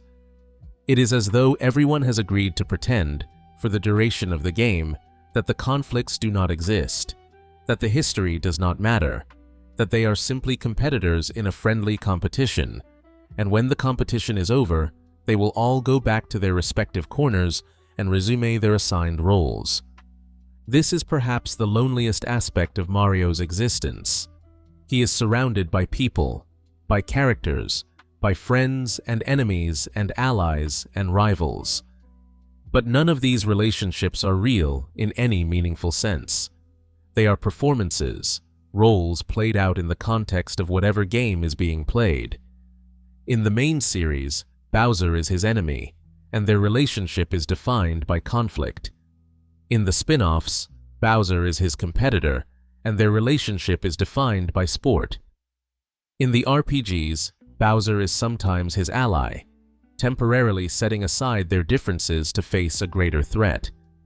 But in none of these contexts is Bowser his friend, because friendship requires continuity.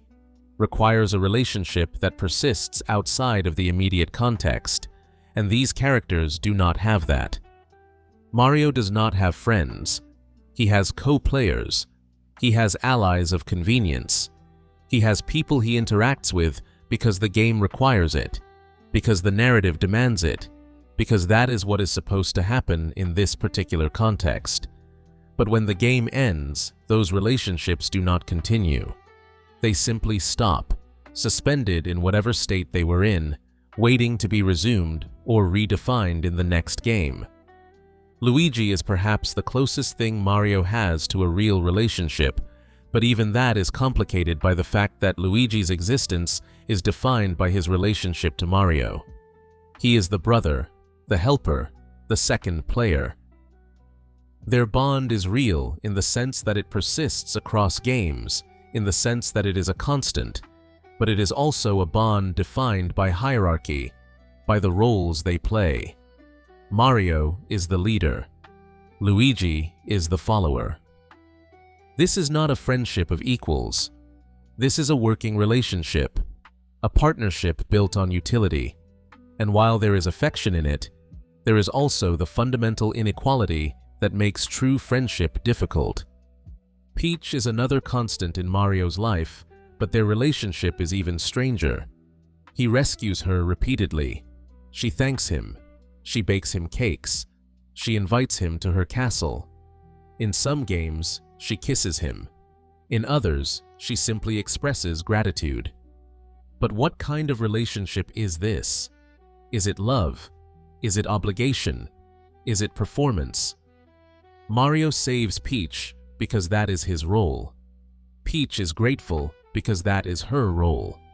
But do they choose each other, or are they simply playing out a script that has been written for them?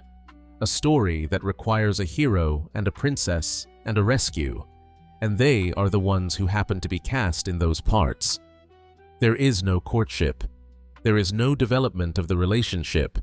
There is only the pattern, repeated endlessly.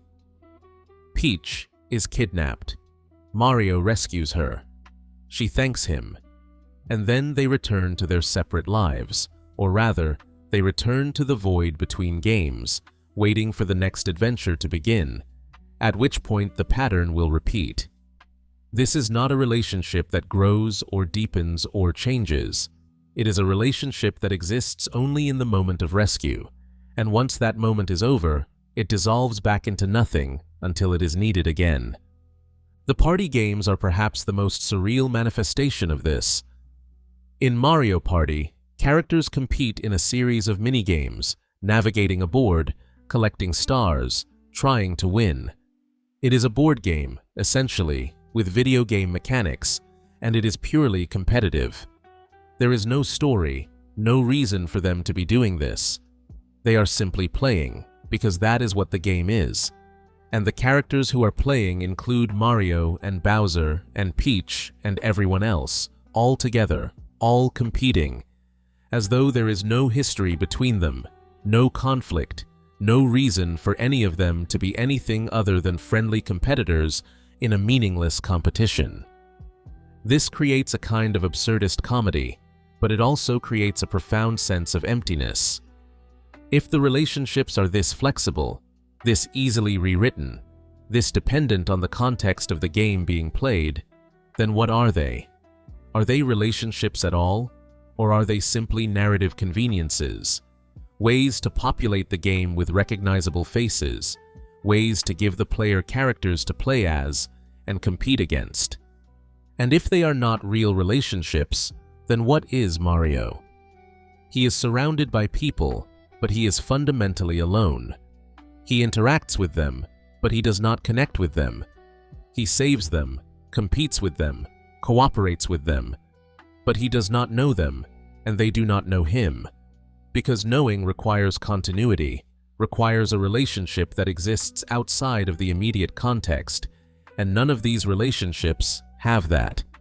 Mario is trapped in a world of performance, where every interaction is scripted, where every relationship is defined by the game being played, where nothing is real in any lasting sense. He is a hero who saves people he does not know. He is a competitor who races against people he does not hate. He is a brother to Luigi, but even that relationship is defined more by roles than by genuine connection. He is always in the company of others, but he is never not alone, because being alone is not about the absence of other people. It is about the absence of connection, of understanding, of relationships that matter. The games Mario plays are not real games in the sense that games are supposed to be. They are not freely chosen. They are not engaged with for the joy of play, or the thrill of competition, or the pleasure of spending time with others. They are obligations, performances, roles to be filled. Mario races because there is a Mario Kart game. He plays tennis because there is a Mario Tennis game. He hosts parties because there is a Mario Party game. He does not choose these activities. They are assigned to him, and he performs them without complaint, because complaining is not part of his design. And when the game ends, when the race is over, when the match is finished, when the party concludes, the relationships do not continue. They dissolve. The characters return to their separate waiting places, their separate voids, until the next game begins and they are called into existence again to perform their roles once more. This is the loneliness of the eternal performer. To be surrounded by others, but never truly with them. To interact endlessly, but never truly connect. To play games, but never truly play, because play requires freedom, requires choice, requires the possibility of doing something for no reason other than that you want to. And Mario does not have that. He has duty. He has performance. He has the games he is assigned to play, and he plays them forever, without joy, without freedom, without the possibility of anything different. The games we play with Mario are not the games he plays. We play them for entertainment, for challenge, for fun. He plays them because he has to, because that is what he is for, because the alternative is not to exist at all. And in that difference lies the vast and unbridgeable distance between us and him, between the player and the played, between the one who chooses and the one who is chosen for. There is a sound that is almost as iconic as Mario himself, a bright chime that plays every time he collects a coin. It is a satisfying sound, rewarding, one of the great audio cues in gaming history. Collecting coins is one of the core mechanics of nearly every Mario game. You find them in blocks, scattered on the ground, hidden in secret areas, earned by defeating enemies. They are everywhere, and collecting them is compulsory, not because the game forces you to, but because the game has trained you to, because the sound is pleasant and the act of collection is simple, and the promise of reward is always there, dangling just ahead. 100 coins equals 1 extra life. This is the exchange rate established early in the series and maintained across decades. Collect enough coins and you are granted another chance, another opportunity to continue, another one, up to add to your counter. It is a simple system, elegant in its clarity. Coins have value. That value is your continued existence. But what else are coins for? In some games, they unlock doors or allow you to purchase items. In Super Mario Odyssey, coins can be spent on costumes and souvenirs, on cosmetic items that change how Mario looks or what objects appear in the hub world. In the Paper Mario series, coins are currency, used to buy healing items, equipment, and other necessities for your journey. In these contexts, coins have utility. They serve a purpose beyond the abstract accumulation of extra lives. But in many games, coins serve no purpose at all beyond the one-up threshold. Once you have collected enough coins to earn an extra life, the remaining coins you collect are meaningless. They add to your total score, a number that is displayed at the end of the game and then forgotten, a number that has no impact on anything. that unlocks nothing, that means nothing. You collect them because they are there, because the game has trained you to collect them, because not collecting them feels wrong, feels wasteful, feels like you are missing something, even though you are not. This pattern echoes familiar themes from economic systems: the endless accumulation of wealth without purpose, the collection of resources beyond any possible need or use. Mario collects coins because that is what he does. He does not need them in most games. He does not use them for anything meaningful. He simply accumulates them, adding them to a total that has no limit, that will never be spent, that exists only to grow larger. In this sense, he becomes a figure laboring endlessly for rewards that often do not matter beyond their immediate gameplay function. But coins are also, in their way, a form of control. They are scattered through the levels not at random, but deliberately, placed by the designers to guide the player, to encourage certain behaviors, to reward exploration and risk-taking. Follow the trail of coins, and you will find secrets.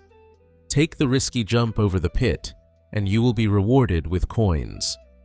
The coins are not just rewards, they are incentives, ways to manipulate the player's behavior, ways to make the player do what the game wants them to do.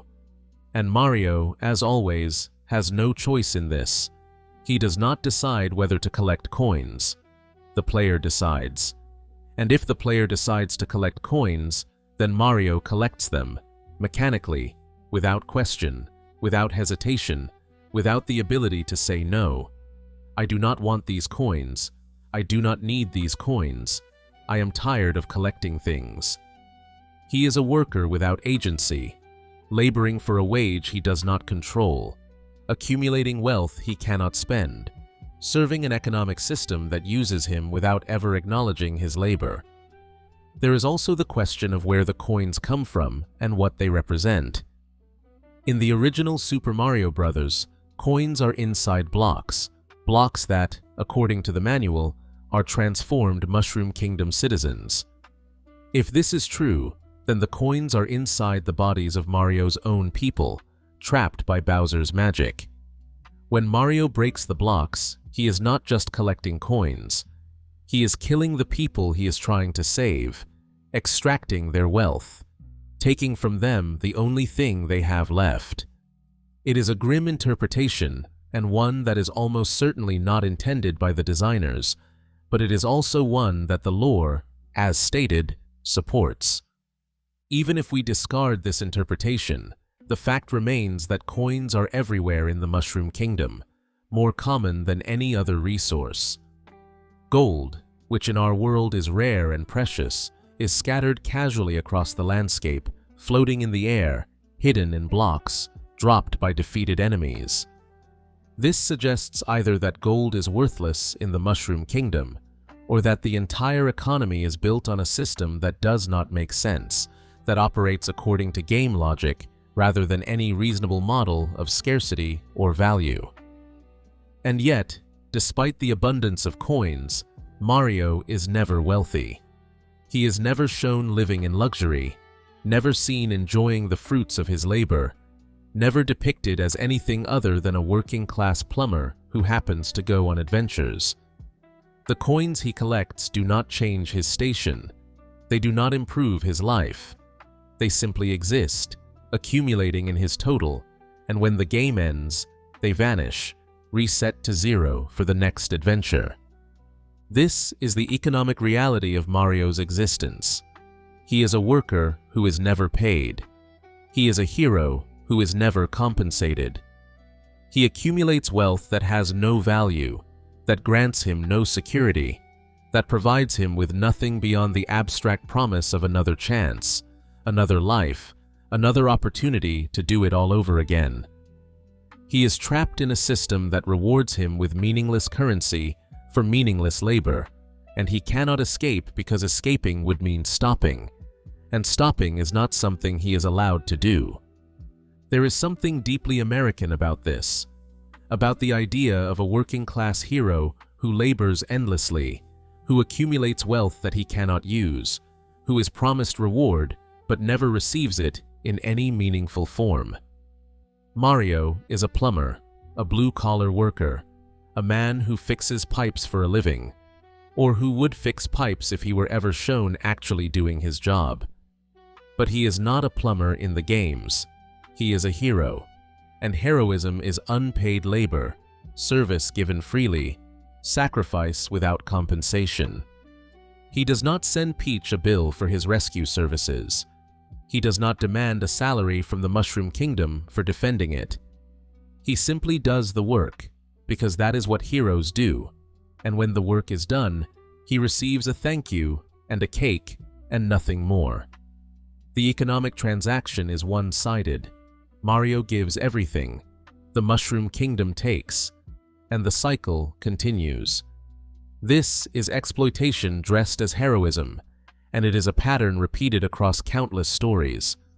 The hero sacrifices, and the world is saved, and the hero is thanked, and then the world moves on, and the hero is left with nothing but the memory of their sacrifice and the knowledge that they will be called upon to sacrifice again. There is no retirement for heroes. There is no pension, no safety net, no reward that lasts. There is only the next crisis, the next call to adventure, the next opportunity to give without receiving. And the coins, those bright, shining, meaningless coins, are the perfect symbol of this. They promise value. They suggest reward. But they provide neither. They are the carrot on the stick, the dangling promise that if you just collect a few more, if you just work a little harder, if you just keep going, you will be rewarded. But the reward never comes, or if it does, it is trivial, meaningless. Another coin, another extra life, another chance to do it all over again. Mario collects coins because we make him collect them. And we make him collect them because the game has trained us to believe they matter, that they have value, that collecting them is progress. But it is not progress. It is accumulation without purpose, labor without rest, the endless treadmill of capitalism distilled into a simple mechanic. Collect the thing, collect the thing, collect the thing, forever, and never ask why. This is what it means to be a working-class hero in a capitalist system. You labor, and you are paid in symbols, in promises, in the vague sense that your work matters, that you are contributing, that you are valued. But you are not valued. You are used. And when you are no longer useful, you will be discarded. Or rather, you would be if you were ever allowed to stop being useful. But Mario is not allowed to stop. He is the hero, and the hero must always work, must always collect, must always continue, because stopping would mean admitting that the work was meaningless, that the coins were worthless, that the labor was for nothing. And so he jumps, and he collects, and the chime plays, bright and cheerful, a sound that means nothing and everything, a sound that is the heartbeat of his existence, the rhythm of his endless labor, the music of a life spent accumulating things that do not matter in a world that does not care. Mario is not one person. He is many people. He is the Mario of the main platformers, jumping and stomping and rescuing Peach. He is Paper Mario, a flat, two-dimensional version of himself who inhabits a world made of paper and cardboard, who has a different art style, different abilities, different stories.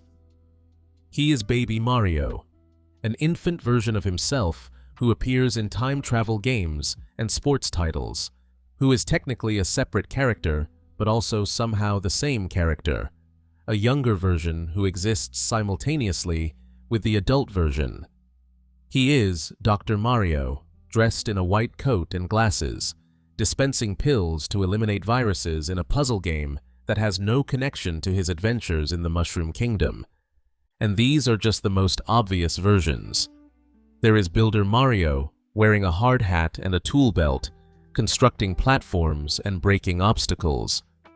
There is Chef Mario, cooking recipes in games and cartoons. There is Tanuki Mario, transformed by a suit into a creature with a tail and the ability to fly. There is Fire Mario, wreathed in flames, throwing fireballs. There is Metal Mario, a solid, heavy version of himself made of metal. There is Cosmic Mario, made of stars, appearing as a rival in Super Mario Galaxy. There is Shadow Mario, a dark doppelganger created by Bowser Jr. to frame him for crimes he did not commit. Each of these versions of Mario is distinct, with different abilities, different appearances, different contexts. And yet, they are all Mario. They are all the same character, or at least, they are all played by the same actor, if we accept Miyamoto's troupe metaphor. They are all recognizable as Mario because they share the core design elements, the overalls, the mustache, the general shape and silhouette. But they are also different enough that they raise uncomfortable questions about identity, about continuity, about what it means to be a single person when you exist in so many forms. Paper Mario is perhaps the most significant of these alternate versions, because Paper Mario has his own series of games, his own continuity, his own storylines that are separate from the main platformers. In the first two Paper Mario games, it was possible to interpret Paper Mario as simply a different art style for the same character, a visual representation of Mario in a world drawn like a storybook. But then came Paper Jam, a game where Mario and Paper Mario exist simultaneously, where they meet and interact and team up, proving definitively that they are separate beings, two different Marios who inhabit different dimensions, but who are both, somehow, equally real. This creates a fracture in identity that is difficult to reconcile. If Paper Mario is a different person from regular Mario, then which one is the real Mario? Or are they both real, both valid, both equally deserving of the name? And if there can be two Marios, then why not more?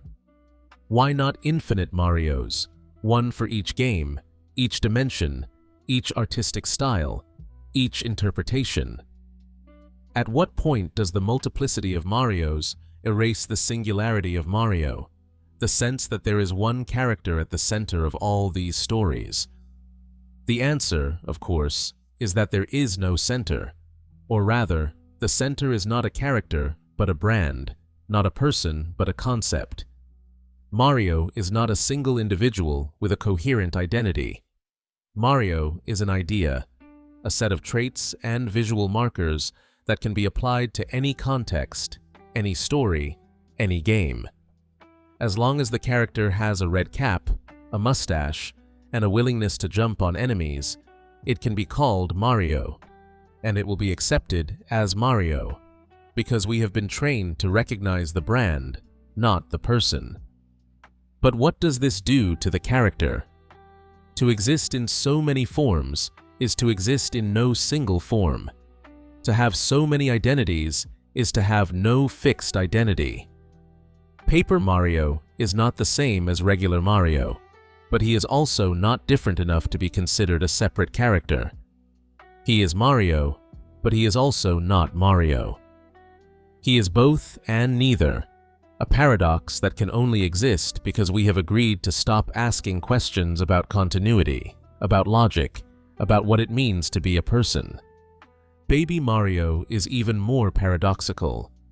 In the Yoshi's Island games, Baby Mario is a character who is being protected and transported by Yoshi, an infant version of the hero who will eventually grow up to be the Mario we know. But in Mario Kart and other spin-off games, Baby Mario appears alongside adult Mario, racing against him, competing with him, existing simultaneously in the same space. If Baby Mario is the younger version of Mario, then how can they both exist at the same time?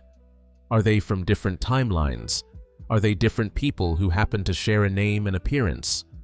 Or are we meant to simply accept the contradiction, to not think about it, to enjoy the game without worrying about the implications? The latter is almost certainly the intention. These are not questions the games expect us to ask.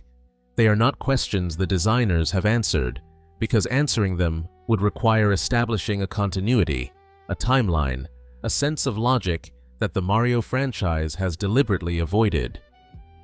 The troupe of actors metaphor is meant to free the designers from these concerns, to allow them to do whatever they want without being constrained by the need for consistency. But for Mario, the character, the implications are troubling. To exist in so many forms is to have no stable sense of self. To be paper. Mario and regular Mario and baby Mario and Dr. Mario and every other variation is to be fragmented, dispersed across dimensions and timelines and interpretations, never whole, never unified, never singular. It is to be a collection of performances without a performer, a set of roles without an actor, a name without a person behind it. This fragmentation is a form of erasure. When there are infinite versions of a character, each one diminishes the others, dilutes the identity, makes it harder to say what the character truly is. Mario is a plumber, except when he is a doctor. Mario lives in the Mushroom Kingdom, except when he lives in a paper world, or travels through time, or visits New Donk City. Mario is allies with Bowser, except when he is enemies with Bowser, except when they are simply competitors in a sport, and all of these versions coexist without resolution, without hierarchy, without any way to say which one is true and which one is performance. The result is a character who is everywhere and nowhere, who is everything and nothing, who can be whatever the game needs him to be because there is no fixed identity to contradict. This is freedom for the designers, but it is dissolution for the character. To be infinitely flexible is to have no core, no essence, no self. And Mario, fragmented across versions and dimensions and timelines, has no self. He has only the roles he plays, and those roles are so numerous, so varied, so contradictory, that they cancel each other out, leaving nothing behind but the brand, the logo, the image, the idea of Mario without the reality of him. In some ways, this is the ultimate immortality. To be dispersed across so many forms that you cannot die because you were never truly alive, never singular, never whole. To be an idea rather than a person, a symbol rather than a character, a brand rather than an individual. This is what immortality looks like in the modern age, not the eternal life of a single being, but the endless multiplication of a concept, copied and repeated and varied and dispersed until the original is lost, if it ever existed at all. Mario is not one man. He is 1,000 men, 1,000,000 men, every version of himself that has ever been imagined, every form he has ever taken, every role he has ever played. And in being all of them, he is none of them.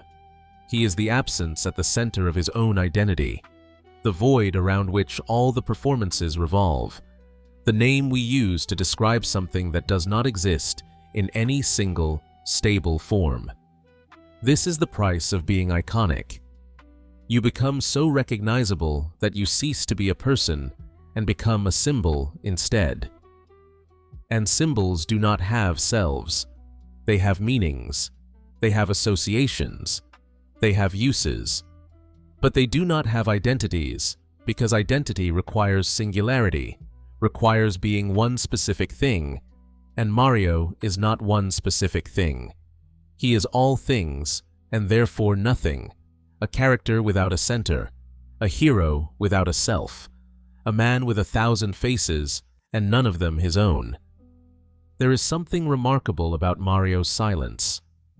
Throughout his 40-year journey, he has rarely spoken. He exclaims, "Yes, Wahoo, let's-a go, Mamma Mia." These catchphrases punctuate his adventures, small bursts of enthusiasm that have become iconic in their own right. But he does not speak in any real sense. He does not express complex thoughts. He does not articulate his feelings. He does not question his purpose, or complain about his burden, or reflect on the endless cycle he is trapped within. He simply acts, moves, jumps, and occasionally cheers. In the RPG games, where other characters have extensive dialogue, Mario remains largely silent. Other characters speak for him, interpret his gestures, project onto him the emotions they expect him to feel. But Mario himself says nothing, or next to nothing, and what little he does say is filtered through the expectations of those around him. He is silent because silence is part of his design, because a silent protagonist is easier to project onto, easier for players to inhabit, easier to use as an avatar for their own agency. But silence is also a kind of erasure. To have no voice is to have no interiority, no inner life, no complex thoughts or feelings beyond what can be expressed through action. And while silence can be powerful, can be dignified, can suggest depths that words cannot reach, it can also be a prison. Mario cannot tell us what he feels. He cannot explain his motivations. He cannot ask for help or express exhaustion or admit that he is tired, that he has been doing this for too long, that he wants to stop. And so we must imagine it for him. We must look at his endless jumping, his ceaseless rescuing, his perpetual cheerfulness, and wonder what lies beneath. Is he happy? Is he fulfilled? Does he feel anything at all? Or is he simply a mechanism, a piece of code running through its loops, a character performing his function without consciousness, without awareness, without the weight of what it all means? The answer, of course, is that Mario is not real. He is not a person. He is a character, a collection of pixels and animations and sound effects, controlled by a player or running through predetermined scripts. He has no inner life because he has no life at all, no existence outside the moment of play, no consciousness to experience anything, let alone suffering or loneliness or the weight of eternal repetition.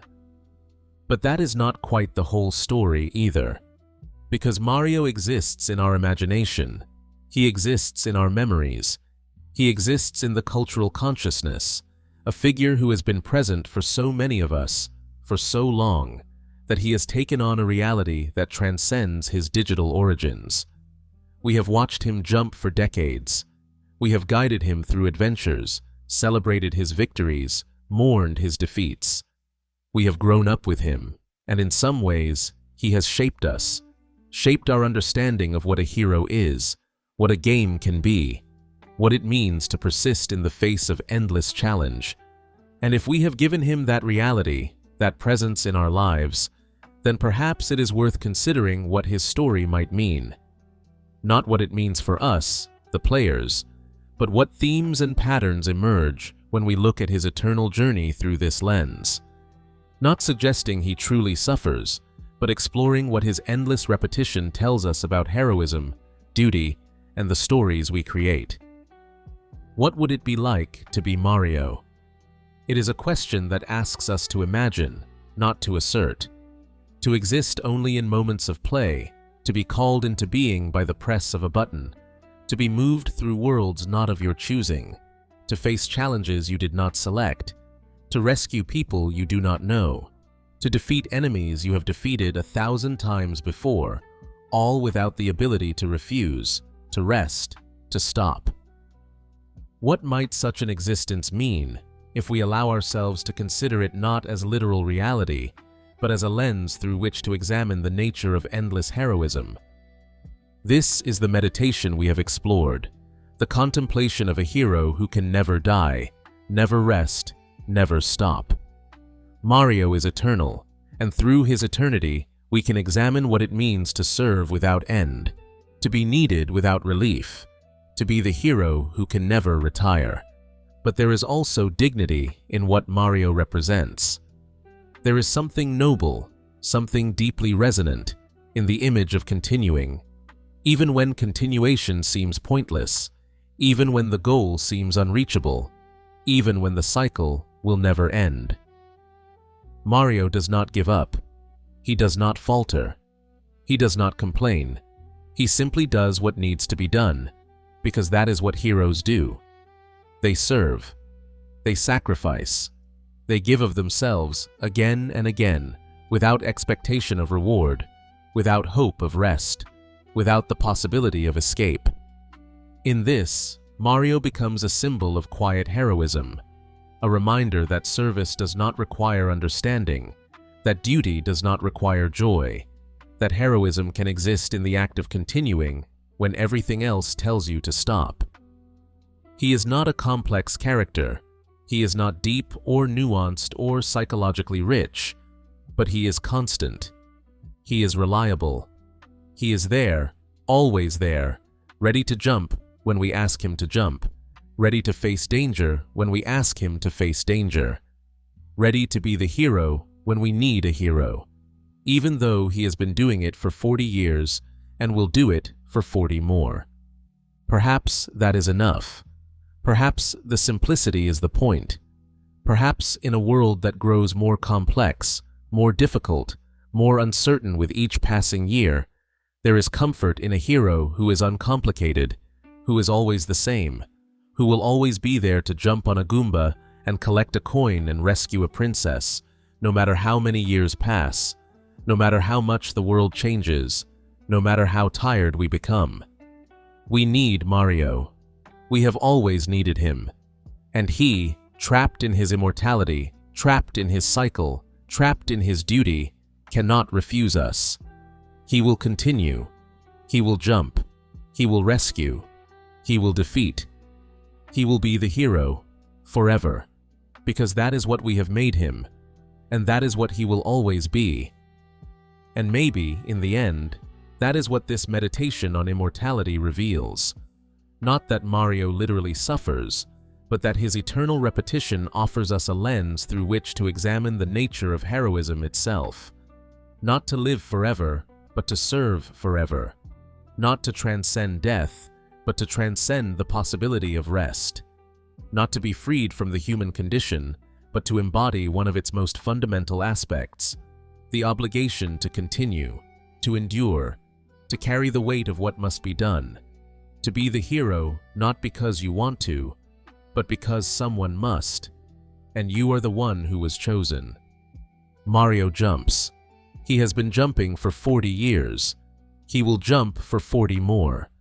And we will watch him, guide him, celebrate him, perhaps never quite realizing that what we are celebrating is not just his triumphs, but his endurance. Not just his victories, but his constancy. Not just his heroism, but what his immortality represents. That peculiar form of dedication that has made him the most famous plumber in the world, and one of gaming's most enduring symbols. The game starts. The screen lights up. The familiar music begins. And Mario, ever faithful, ever silent, ever cheerful, begins to jump once more. Because that is what he does. That is all he has ever done. That is all he will ever do. And we press start, and the cycle continues, forever and ever and ever. If you've enjoyed drifting through this story tonight, consider subscribing for more quiet journeys through Nintendo's worlds.